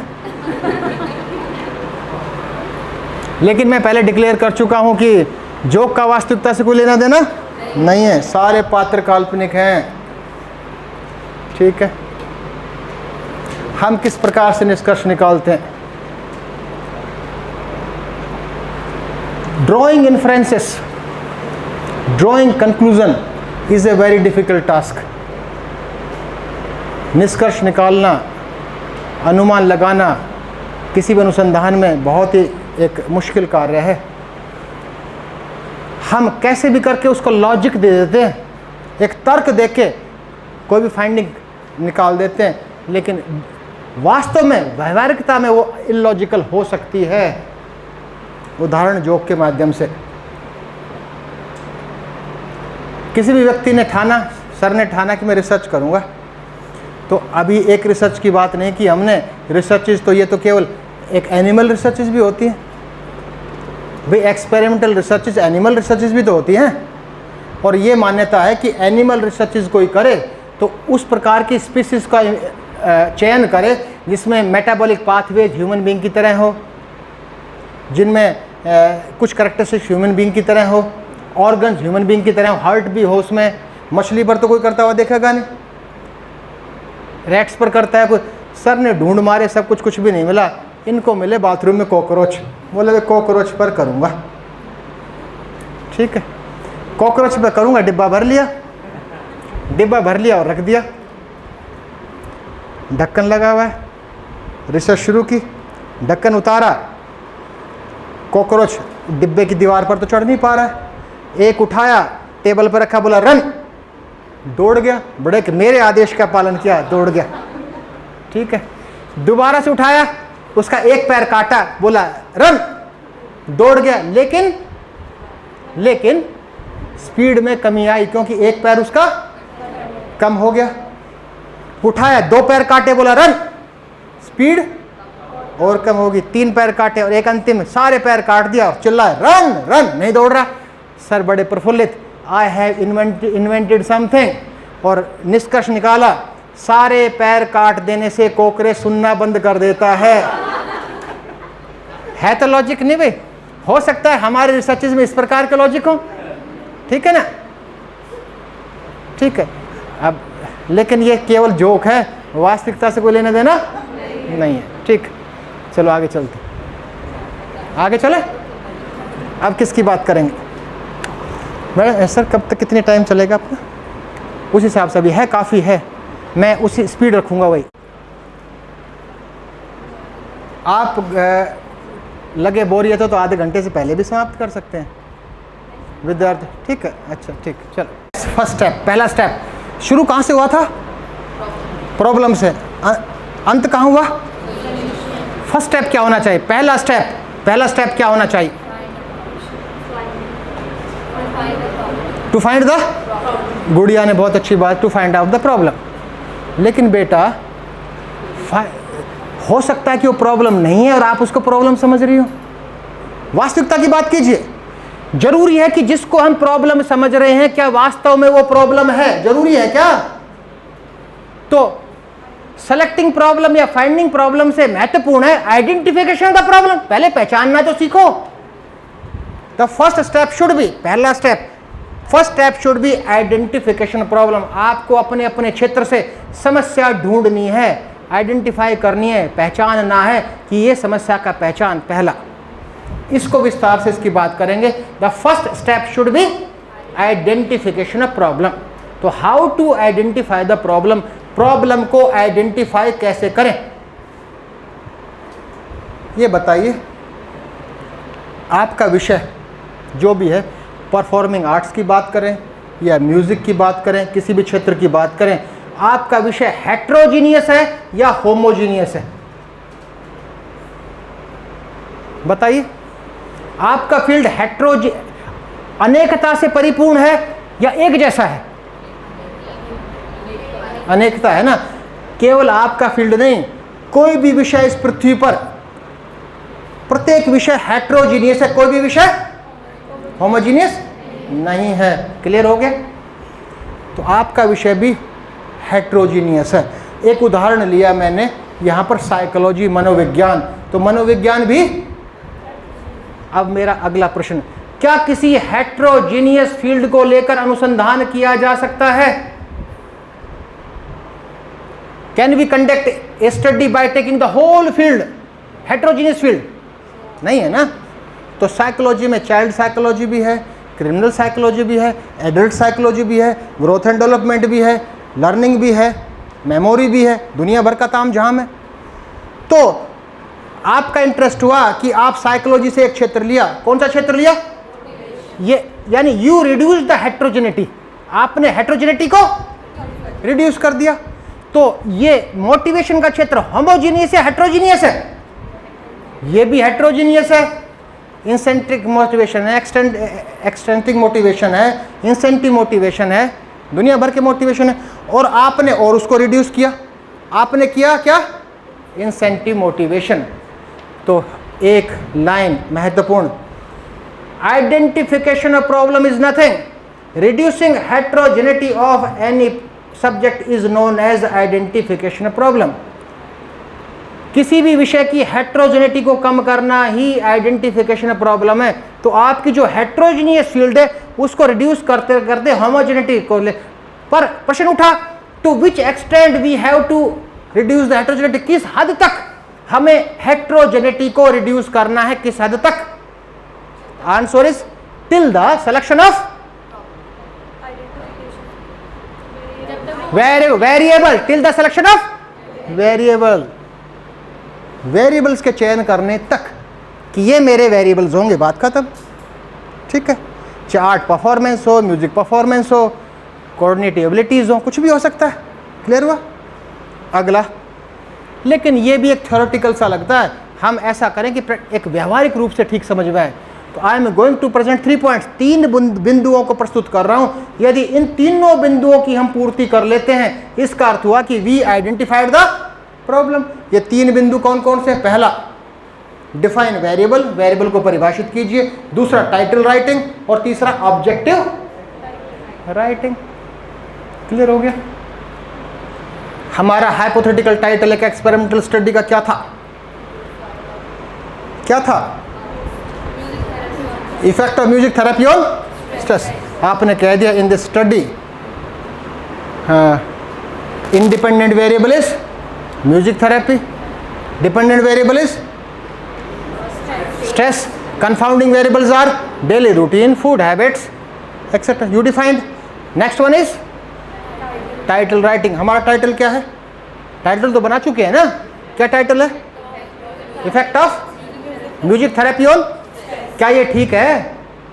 ये पॉइंट्स बताएंगे। The title should talk about variable. Title में वेरिएबल की चर्चा हो तो इस टाइटल में वेरिएबल्स हैं या नहीं हैं? फुलफिल हो रहा? सेकंड क्या है? The title should talk about the methodology. Methodology की चर्चा है।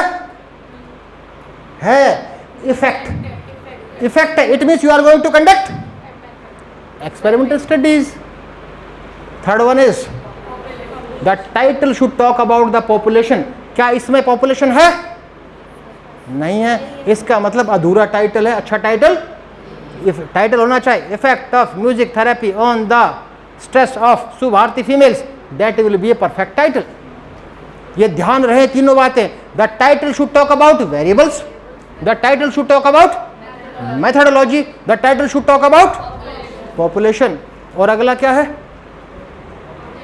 Objective writing. कुछ प्रगाढ़ विद्वानों का मानना है कि objective writing is also a part of the identification problem, कि जब तक उद्देश्यों का निर्धारण नहीं करेंगे हम ठीक प्रकार से किसी प्रॉब्लम को आइडेंटिफाई नहीं। The objective of the study shall be to find out the effect of music therapy on the stress of Subharti females. भाषा कुछ भी हो सकती है, नई बात, can we write objectives in interrogative sentences. आपके पड़ोस में एक विभाग है एजुकेशन, केवल यहाँ नहीं पूरे देश में एजुकेशन का निराला काम है। वो ऑब्जेक्टिव भी लिखते हैं और रिसर्च क्वेश्चन भी लिखते हैं, दोनों की बात तो वही है। तो you can write objectives in interrogative sentences also. Is there any effect of music therapy on the stress of शुभार्थी फीमेल्स। बात तो वही है ना, प्रश्नवाची वाक्य ही अपने आप ही उद्देश्य का निर्धारण करता है, एग्री हो या नहीं हो। तो नई बात क्या है कि we can write objectives in sentences also. Is it okay? आगे चलते हैं। तो हमने क्या कर लिया, प्रॉब्लम को आइडेंटिफाई कर लिया, जिसमें कि हमने शीर्षक का निर्माण भी कर लिया, हमने वेरिएबल्स का चयन भी कर लिया, हमने ऑब्जेक्टिव भी लिख लिया। अब क्या करें, अब क्या करें, क्या होना चाहिए? गुड़िया ने काफ़ी हद तक नज़दीक बताया था, इन्होंने कहा था सेलेक्ट करें, और मैंने थोड़ा सा परिवर्तन करके सिलेक्शन की जगह क्या जोड़ दिया, आइडेंटिफिकेशन। तो आप बताइए अगला स्टेप क्या होना चाहिए? अगला होना चाहिए फॉर्मुलेशन ऑफ हाइपोथेसिस, परिकल्पना का निर्माण। अगला होना चाहिए फॉर्मुलेशन ऑफ हाइपोथेसिस, परिकल्पना का निर्माण। परिकल्पना क्या है? परिकल्पना क्या है? जी नहीं सर, वो तो मेथोडोलॉजी होगी, कैसे करना, तो दूर दूर तक संबंध नहीं जी। प्लानिंग नहीं, प्लानिंग तो नहीं मैडम।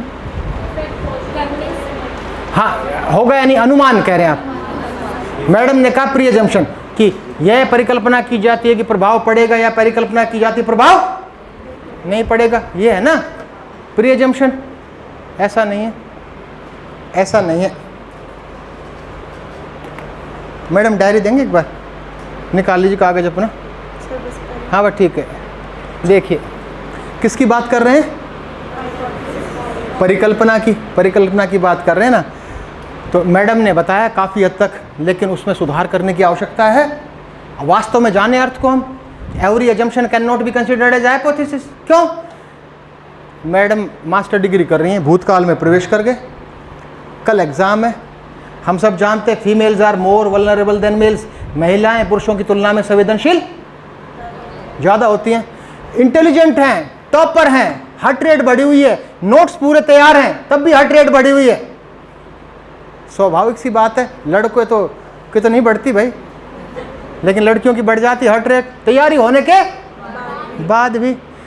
ठीक है, कल पूरे नोट्स हैं, अच्छी राइटिंग में सब बन चुका है और सब कुछ तैयार है, तब भी डरी हुई हैं। हनुमान जी की भक्त है, हनुमान जी की मूर्ति के सामने 20 अगरबत्ती सुबह से जला डाली और अंतिम निर्णय ले रही हैं कल एग्जाम में कौन कौन से प्रश्न आएंगे। और हनुमान जी किसके भक्त? राम राम राम राम राम, एक तो ये आएगा, राम राम राम राम राम राम, एक ये आएगा। इस प्रकार 5 क्वेश्चन तैयार करके चली गई। तो क्या ये परिकल्पना है, क्या ये हाइपोथेसिस है? इस हाइपोथेसिस का बेस क्या रहा? हनुमान जी। दूसरी तरफ सर ने पिछले 10 साल के पेपर लिए, ये आया था, ये आया था, ये आया था, अब ये आने की संभावना है। दोनों में से अच्छा निर्णय किसका? इनका आधार क्या था? पास्ट क्वेश्चन पेपर्स, और इनका आधार क्या था? हनुमान जी। तो every assumption can not be considered as hypothesis. प्रत्येक अनुमान परिकल्पना का निर्माण नहीं करता। तो नया concept, only intelligent assumptions are considered as hypothesis. We have to formulate intelligently. ठीक है, तर्क के आधार पर। अगली बात, इनका आधार था पेपर, इनका आधार था हनुमान जी। तो परिकल्पना का निर्माण का आधार, आभारा title effect of music therapy on stress, इसका आधार क्या होना चाहिए? लिटरेचर। तो जितने अध्ययन हो चुके हैं आप छान मारोगे, है ना? तो कुछ अपने मन से थोड़ी लिटरेचर पर आधार होगे। तो our base to formulate hypothesis is literature. लेकिन फिर भी टाइप्स ऑफ हाइपोथेसिस की बात कर लेते हैं, थोड़ा टाइप्स ऑफ हाइपोथेसिस कि किस प्रकार की हाइपोथेसिस अच्छी है। अब the hypothesis should be testable. Testable हो, ऐसा नहीं है जैसे कि ये बच्ची है, दोनों लगा रहे हैं, ये हाइपोथेसिस है, शर्त लग गई, वो ये कह रहे सिक्का उछालूंगी तो क्या आएगा, तो वो क्या कहेगी, हेड आएगा या टेल आएगी। अब ये परिकल्पना तो कहीं कर नहीं सकती, सिक्का उछालूंगी तो वो हवा में तैरता रहेगा, कभी नीचे गिरेगा ही नहीं। टेस्टेबल होनी चाहिए ना भाई, इलॉजिकल नहीं होनी चाहिए, जो टेस्टेबल तो हो। अब चलो और गहराई में नहीं, अब हाइपोथेसिस है 3 प्रकार के, रिसर्च, स्टैटिस्टिकल और ऑपरेशनल। मैडम ने यहाँ ने टाइम फिक्स कर दिया, बहुत इंपॉर्टेंट इशू 2-3 बचे हैं जो कि आपके क्षेत्र से, उनकी बात करेंगे।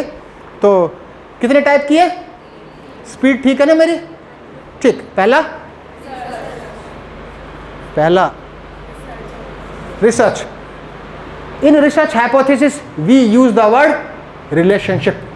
बैठा लीजिए दिमाग में, हमारा टाइटल क्या था, इसमें यह परिकल्पना की जाती है कि म्यूजिक थेरेपी और स्ट्रेस के बीच में संबंध पाया जाएगा या संबंध नहीं पाया जाएगा, कुछ ऐसा कर सकते हैं ना। किस शब्द का उपयोग किया, रिलेशनशिप। संबंध है तो प्रभाव पड़ेगा, संबंध नहीं है तो नहीं पड़ेगा। संबंध है तो बढ़ भी सकता है स्ट्रेस, घट भी सकता है, पता नहीं, भगवान जाने भविष्य में एक्सपेरिमेंट में क्या होगा एग्जैक्ट, ठीक। दूसरा statistical hypothesis. In statistical hypothesis we use the word difference, अंतर, सार्थक अंतर। यह परिकल्पना की जाती है कि म्यूजिक थेरेपी से पहले के स्ट्रेस में और उसके बाद के स्ट्रेस में वास्तविक अंतर, सार्थक अंतर पाया जाएगा या किसी दोनों रूपों में। फर्क क्या रहा दोनों में, है? नहीं, दोनों में स्टैटिस्टिकल और रिसर्च हाइपोथेसिस में डिफरेंस क्या रहा, और उसमें एक ऐसा एग्जाम्पल देता हूं, कभी जीवन में भूलोगे नहीं, ठीक। क्यों, जेठ शब्द है, जेठ जानते हो जेठ क्या होता है, जेठ क्या होता है, जेठ है पति का बड़ा भाई। आजकल तो we are living in a modern knowledge era. पुराने जमाने की बात करें, जेठ से बात हो सकती थी क्या, गांव में, I also belong to village, मैं भी गांव से, आज बात होती है क्या, नहीं होती। नई नवेली दुल्हन घर में आई, 2 ही भाई थे, एक जेठ था और दूसरा पति था। जेठ ने शादी नहीं की थी, छोटे भाई ने शादी कर ली थी, काम पर जाना था, आदेश दे गया, आजकल तो कौन आदेश देगा, लेकिन उस समय दे गया आदेश, मेरे बड़े भाई को खाना खिला देना। मतलब किसको खाना खिला देना, जेठ को। अब बात करे नहीं, किस प्रकार से खिलाए, कांपते हाथों से खाना बनाया, उठाए, प्रयास किया, फिर ला के रख दिया, कैसे, लेकिन खाना तो खिलाना ही है।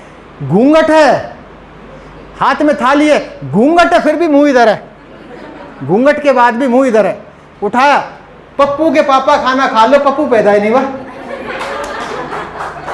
ठीक है ना। यानी जेठ तक पहुंचने के लिए किसका सहारा लिया, पप्पू का। यदि रिसर्चर नवी नवेली दुल्हन है तो जेठ रिसर्च हाइपोथेसिस है और पप्पू स्टैटिस्टिकल हाइपोथेसिस है। It means we can not test research hypothesis directly, we have to take support of statistical hypothesis. यदि रिसर्च हाइपोथेसिस का निर्माण करेंगे तो उसकी टेस्टिंग के लिए हमें क्या करना पड़ेगा, तो क्यों हम रिसर्च हाइपोथेसिस, क्यों ना डायरेक्टली हम स्टैटिस्टिकल हाइपोथेसिस का ही निर्माण करें। Is it okay. तो कितने प्रकार की होगी, 2। तीसरी operation. Operational hypothesis is considered as the best type of hypothesis. Operational hypothesis best type of hypothesis है,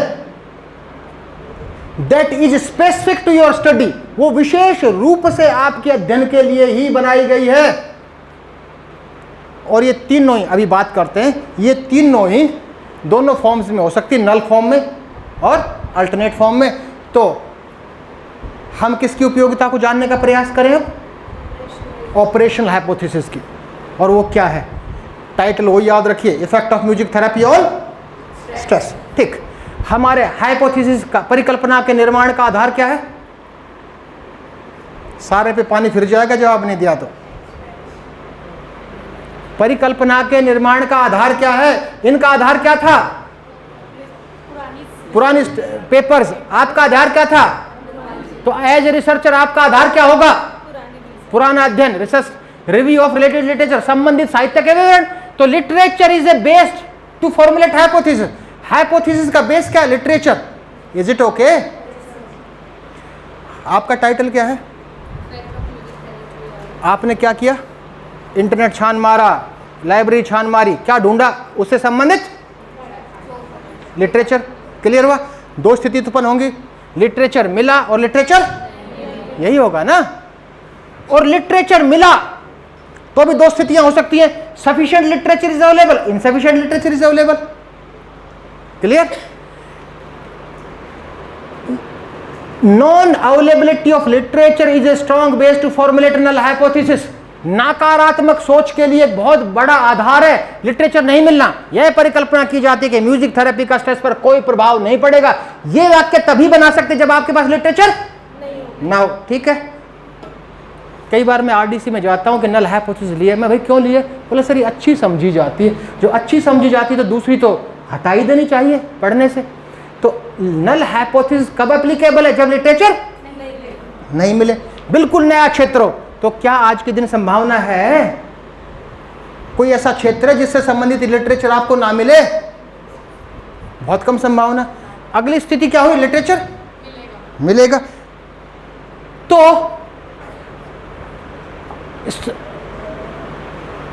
इनसफिशिएंट लिटरेचर में भी, insufficient literature can not be considered as a base to formulate hypothesis. वहां भी कौन सी होगी? नल होगी। नहीं है तो भी नल। कम होगा लिटरेचर तो भी कम।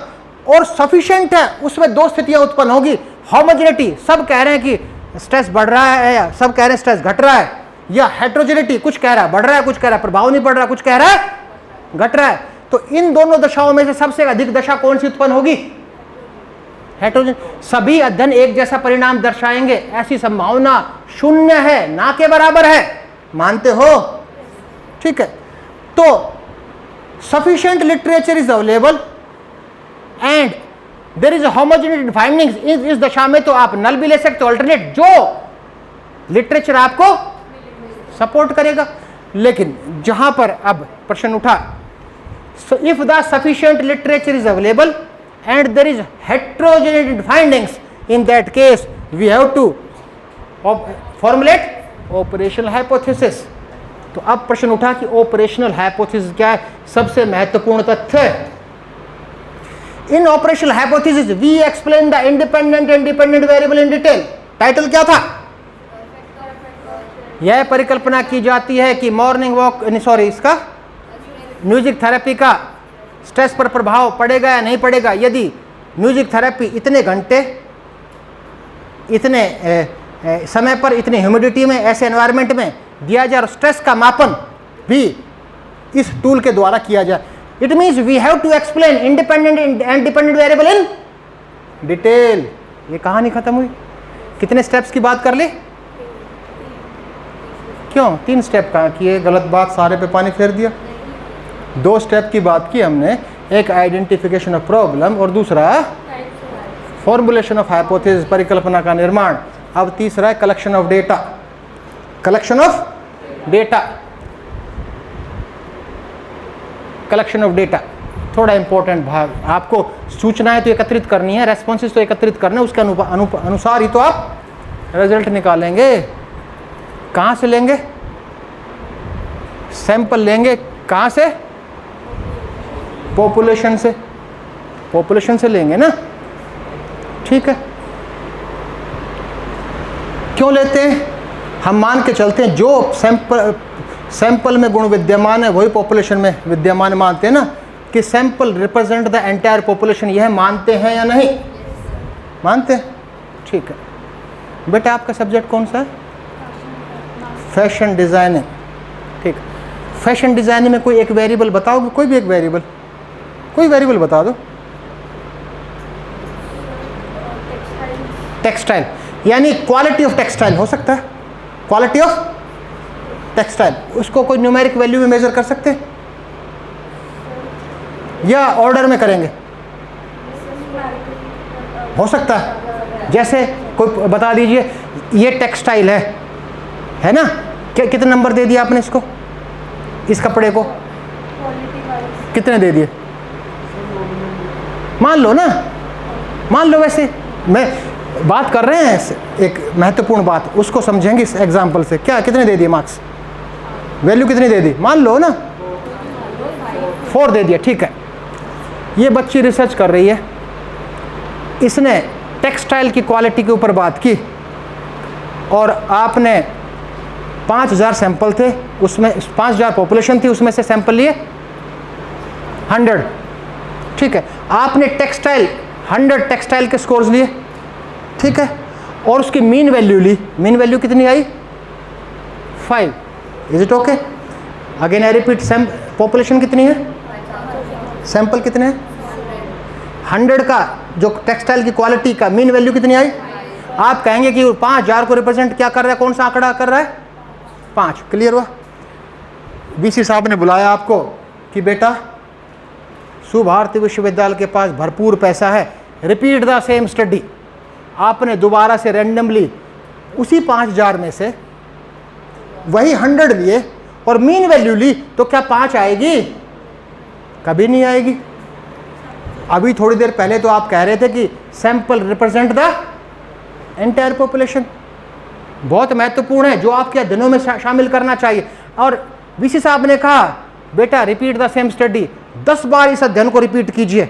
आपने 10 बार की 10 के 10 बार रिजल्ट्स अलग अलग आएंगे। तो यहां पर कंसेप्ट आया, ध्यान दीजिए, यहां पर कंसेप्ट आया सेंटर लिमिट थ्योरम का। वो कहता है मीन ऑफ ऑल मीन्स। कितने मीन है आपके पास, मीन कितने हैं आपके पास, 10 मीन है ना। 10 मीन का mean will give the accurate result, will give the precise result. क्या व्यवहारिकता में ऐसा संभव है? नहीं है। तो हमें पैरेलल आंसर चाहिए। Parallel answer is given by the confidence intervals. Confidence interval is the interval about that we are confident about our results. जो अध्ययन की गुणवत्ता को निर्धारित करते, सभी अध्ययन एक प्रकार की गुणवत्ता रखते हैं क्या, that is decided by the confidence intervals. एक और एग्जांपल सिंपल समझ में आएगा। मौसम विभाग रिसर्च करता है या नहीं, हाँ या ना? आज शाम को टीवी पर मौसम विभाग ने भविष्यवाणी की कल का टेम्परेचर 0 से 50 डिग्री के बीच में रहेगा। कल का टेम्परेचर 0 से 50 डिग्री के बीच में रहेगा। तो बेटा आप सर्दी के कपड़े निकाल के रखोगे या गर्मी के? क्या इस रिसर्च का की कोई उपयोगिता है? यूजलेस है ना। इसका मतलब कॉन्फिडेंस इंटरवल इसका वीक है। और वो कहें कल का टेम्परेचर 5 से 8 डिग्री के बीच में रहेगा, तो ये एक्यूरेट है या नहीं है? तो this type of accuracy is decided by the confidence intervals. आप डिटेल में कॉन्फिडेंस इंटरवल के बारे में पढ़ोगे तो क्लियर होगा। तो we should include confidence interval in our studies, जिससे कि क्या निर्धारण होगा कि हमारे अध्ययन की गुणवत्ता कितनी है। क्लियर हुआ? हमने आंकड़े कहां से एकत्रित किए, पॉपुलेशन से। किस रूप में? सैंपल से। अब ये बताइए फ्रेम क्या होता है? फ्रेम क्या होता है? Frame boundary. Frame means photo frame. वो फोटो फ्रेम है ना, इसका भी फ्रेम है, या प्रोजेक्टर का भी फ्रेम है बाउंड्री। तो पॉपुलेशन का भी फ्रेम है। तो हमारे इस एग्जाम्पल में जो चला आ रहा है आज का एग्जाम्पल, इसका फ्रेम क्या है बताइए। हाँ बताइए। सुभारती फीमेल्स। फ्रेम क्या है? सुभारती फीमेल्स फ्रेम है उसका, सीधी सी बात है। फ्रेम ही सुभारती फीमेल्स, बाउंड्री यहां से लेंगे। तो कोई अनुसंधान करें, कोई रिसर्च करेंगे, उसके फ्रेम की आपको जानकारी हमेशा रहेगी या नहीं? बिना फ्रेम के अध्ययन किया जा सकता है क्या? मैडम आप करो कि मेरठ के जेब कतरों पर अध्ययन, आपको 5 जेब कतरे मिल गए, तो क्या आप कहोगे क्या फ्रेम में बी नॉन, फ्रेम में नॉट बी नॉन? हॉस्पिटल में मेडिकल साइंसेस का कोई स्टडी करो ऑन कैंसर पेशेंट, कौन कहेगा मैं पेशेंट हूं? आप कहोगे कि डायबिटिक पेशेंट्स, कौन कहेगा पेशेंट? कोई इंफॉर्मेशन नहीं देगा। फ्रेम में बी नॉन, फ्रेम में नॉट बी नॉन। जो हम गलती करते हैं, तो यदि हमें फ्रेम का ज्ञान है तो हमें लेना चाहिए प्रोबेबिलिटी सैंपलिंग टेक्निक। यदि फ्रेम का ज्ञान नहीं है तो we should use non probability sampling techniques. तो आप इंश्योर कर लीजिए कि जिस अध्ययन को मैं कर रहा हूं उस पॉपुलेशन के फ्रेम की मुझे जानकारी है या उस पॉपुलेशन के फ्रेम की जानकारी मुझे नहीं है। इतनी सी बात, ठीक। अब आगे 4th स्टेप। मैडम 10 मिनट लूँ, 10-15? एक जोक सुना देता हूँ, जोक। ठीक, जोक से पहले थोड़ा सा बात कर लेते हैं, क्योंकि ऐसा ही जोक सुनाऊँ ना जिसका इससे संबंध हो। ठीक है, अगला स्टेप है एनालिसिस ऑफ डेटा, आंकड़ों का विश्लेषण। आंकड़ों का विश्लेषण, आंकड़ों के विश्लेषण के लिए क्या चाहिए आपको? क्या चाहिए आपको? टेक्निक्स। कौन सी टेक्निक? स्टैटिस्टिकल टेक्निक्स चाहिए, सांख्यिकीय तकनीक चाहिए। और these statistical techniques are known as inferential statistics. ये सांख्यिकीय तकनीक, इनको क्या कहा जाता है? Inferential statistics. हिंदी में कहते हैं अनुमानिक सांख्यिकी। अनुमानिक सांख्यिकी, ठीक है, क्योंकि इन सांख्यिकीय तकनीकों को अपनाकर हम अनुमान लगाते हैं। एग्री? एग्री होने इस बात से? लेकिन स्टैटिस्टिकल टेक्निक्स के कुछ लिमिटेशंस हैं, लिमिटेशन, कुछ सीमाएं हैं। सभी सीमाओं की चर्चा करना संभव नहीं है, उनमें से 2 सीमाओं की बात करता हूं। First one is statistical laws are not exact, these are based on probabilities. सांख्यिकीय तकनीकों को लगाकर जो आंकड़ों के विश्लेषण के बाद जो परिणाम मिलते हैं वो संभावित परिणाम है। These are not exact findings, पहली बात। उसी कारणवश एक हमारा आया लेवल ऑफ सिग्निफिकेंस। आपके क्षेत्र में लेवल ऑफ सिग्निफिकेंस स्टडी का क्या होगा? भाई सोशल साइंस में आते होंगे ना, सोशल साइंस या ह्यूमैनिटीज में लेवल ऑफ सिग्निफिकेंस कितना यूज करते हैं? 0.05। It means you are 95% confident about the results and your significance level is 5%। Is it okay? दूसरी लिमिटेशन है statistics is liable to be misused. सांख्यिकी का दुरुपयोग भी हो सकता है, दुरुपयोग। ध्यान दीजिए, दुरुपयोग 2 तरह से, 2 तरह से हो सकता है, जानबूझकर और अनजाने में। जानबूझकर दुरुपयोग का एग्जाम्पल लेते हैं। Before joining my university I was in BHU for 5 years। 5 साल काशी हिंदू विश्वविद्यालय में रहा। ध्यान दीजिए एग्जाम्पल को। वहाँ पर जो टाइपिस्ट भी होता है, यानी कि एक गेट है BHU का, उसके सामने कंप्यूटर की दुकान है। वो कंप्यूटर एक्सपर्ट रिसर्च के भी जाता हो गए, काम कर करके, थीसिस टाइप कर करके। कोई स्कॉलर जाता है तो पूछते हैं किस प्रकार के रिजल्ट लाने हैं। इट मीन्स उनको पता है कि हाउ टू मैनिपुलेट डेटा। वो कैसा हुआ? जानबूझकर, अनजाने में। अनजाने में कैसे करते हैं कि we misuse the statistics unintentionally also. कैसे? कोई भी व्यक्ति रिसर्च करता है तो बात हुई थी ना, क्या चेंज हो जाता है उसका? एटीट्यूड, शैली, सब चेंज हो जाती है। सर की भी चेंज होगी। दोस्त हैं, खास मित्र दोनों। घर वालों ने बाइक खरीद के दी कि बेटा रिसर्च कर रहा है, बाइक खरीद के देनी है, समय बचेगा। उनके फादर ने बाइक नहीं खरीद के दी। दोनों रूममेट हैं, रूममेट हैं। सर की सारी शैलियां बदल डाली, सर की बाइक चलाने की शैली भी बदल गई। पीछे बैठे दोस्त, शैली में परिवर्तन क्या रहा कि जो खाली रोड था, दूर दूर तक कोई नहीं था, वहाँ धीरे धीरे कछुए की तरह, जबकि वहाँ कैसे चलाना चाहिए? तेज। और जहाँ भीड़ भाड़ चौराया, जहाँ ट्रैफिक है, वहाँ साए से बीच में से निकाल ले गए। हार्ट रेट बढ़ गई, मरवाएगा क्या? एक्सीडेंट होता होता बचा। आपका जवाब था कीप क्वाइट, चुप बैठा रहे। I am driving on the basis of statistics and research. चुपचाप बैठा रहे, मैं सांख्यिकी और अनुसंधान के आधार पर चला रहा हूँ। बोथ रीच्ड डेस्टिनेशन, दोनों ही अपने गंतव्य पर बैठे, पसीने निकले हुए थे। आज तो मैं तेरे पीछे बैठ गया, आज के बाद मैं तेरे पीछे नहीं बैठूंगा। बट जेंटलमैन टेल मी, कृपया बताइए कि how you are driving on the basis of research and statistics. सांख्यिकी और रिसर्च पर आधारित आप कैसे चला रहे थे? बताओ भाई, मुझे ज्ञान प्रदान करो। इनका उत्तर था I have gone through the survey studies for the last 3 years। पिछले 3 साल से सर्वेक्षण अध्ययन पढ़ रहा हूँ।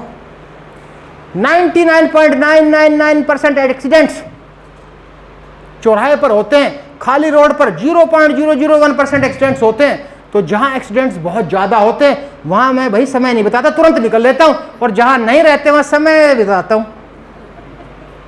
अगर स्टैटिस्टिक्स की भाषा में कहेंगे, अगर इस शैली से मोटरसाइकिल चलाई जाएगी तो स्टैटिस्टिक्स तो यही कहेगी ना कि जहां अधिक समय बिताएंगे the probability of accidents will be maximised. तो क्या व्यवहारिकता में इसकी उपयोगिता है? व्यवहारिकता में इसकी उपयोगिता नहीं है। हमारे इसी प्रकार की फाइंडिंग्स, इसी प्रकार के इंटरप्रिटेशंस रहते हैं रिसर्च के क्षेत्र में। ठीक है, तो टाइम तो काफ़ी हो चुका है, ये तो लंबी कहानी है स्टैटिस्टिक्स की। Now your questions are, madam ठीक है, कुछ और कोई क्वेश्चंस हो तो पूछिए। अब रिसर्च की बात, ऐसे क्षेत्र की बात सीमित समय में किया जाना तो दिए और तूफान की तरह है, समय चाहिए, लेकिन I tried my level best कि बेस्ट पॉसिबल जो हो सकता था उसको प्रयास किया गया। एक विज़न, कुल मिलाकर अब आपको अपने क्षेत्र से वेरिएबल ढूंढने, वेरिएबल को लेकर आपको क्वांटिटेटिव रिसर्चेज करनी चाहिए। वो कंपैरेटिव स्टडी भी हो सकती है, वो रिलेशनशिप स्टडी भी हो सकती है, वो प्रिडिक्शन स्टडी भी हो सकती है, वो क्वांटिटेटिव रिसर्च भी हो सकती है, वो क्वालिटेटिव रिसर्च भी हो सकती है, वो एक्शन रिसर्च भी हो सकती है, वो अप्लाइड रिसर्च भी हो सकती है, वो प्योर रिसर्च भी हो सकती है, कुछ भी हो सकती है।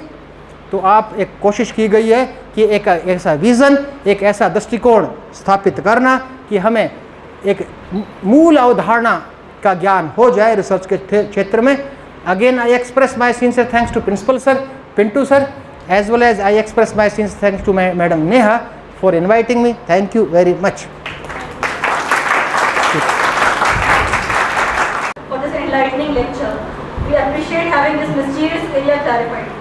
We owe you a special vote of thanks for being here. It has been such an honor to be a part of this wonderful lecture.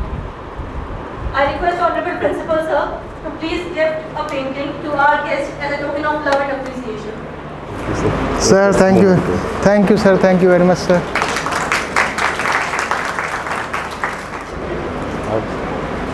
On behalf of the MBSCFF family, I would like to... Nice, sir. Nice.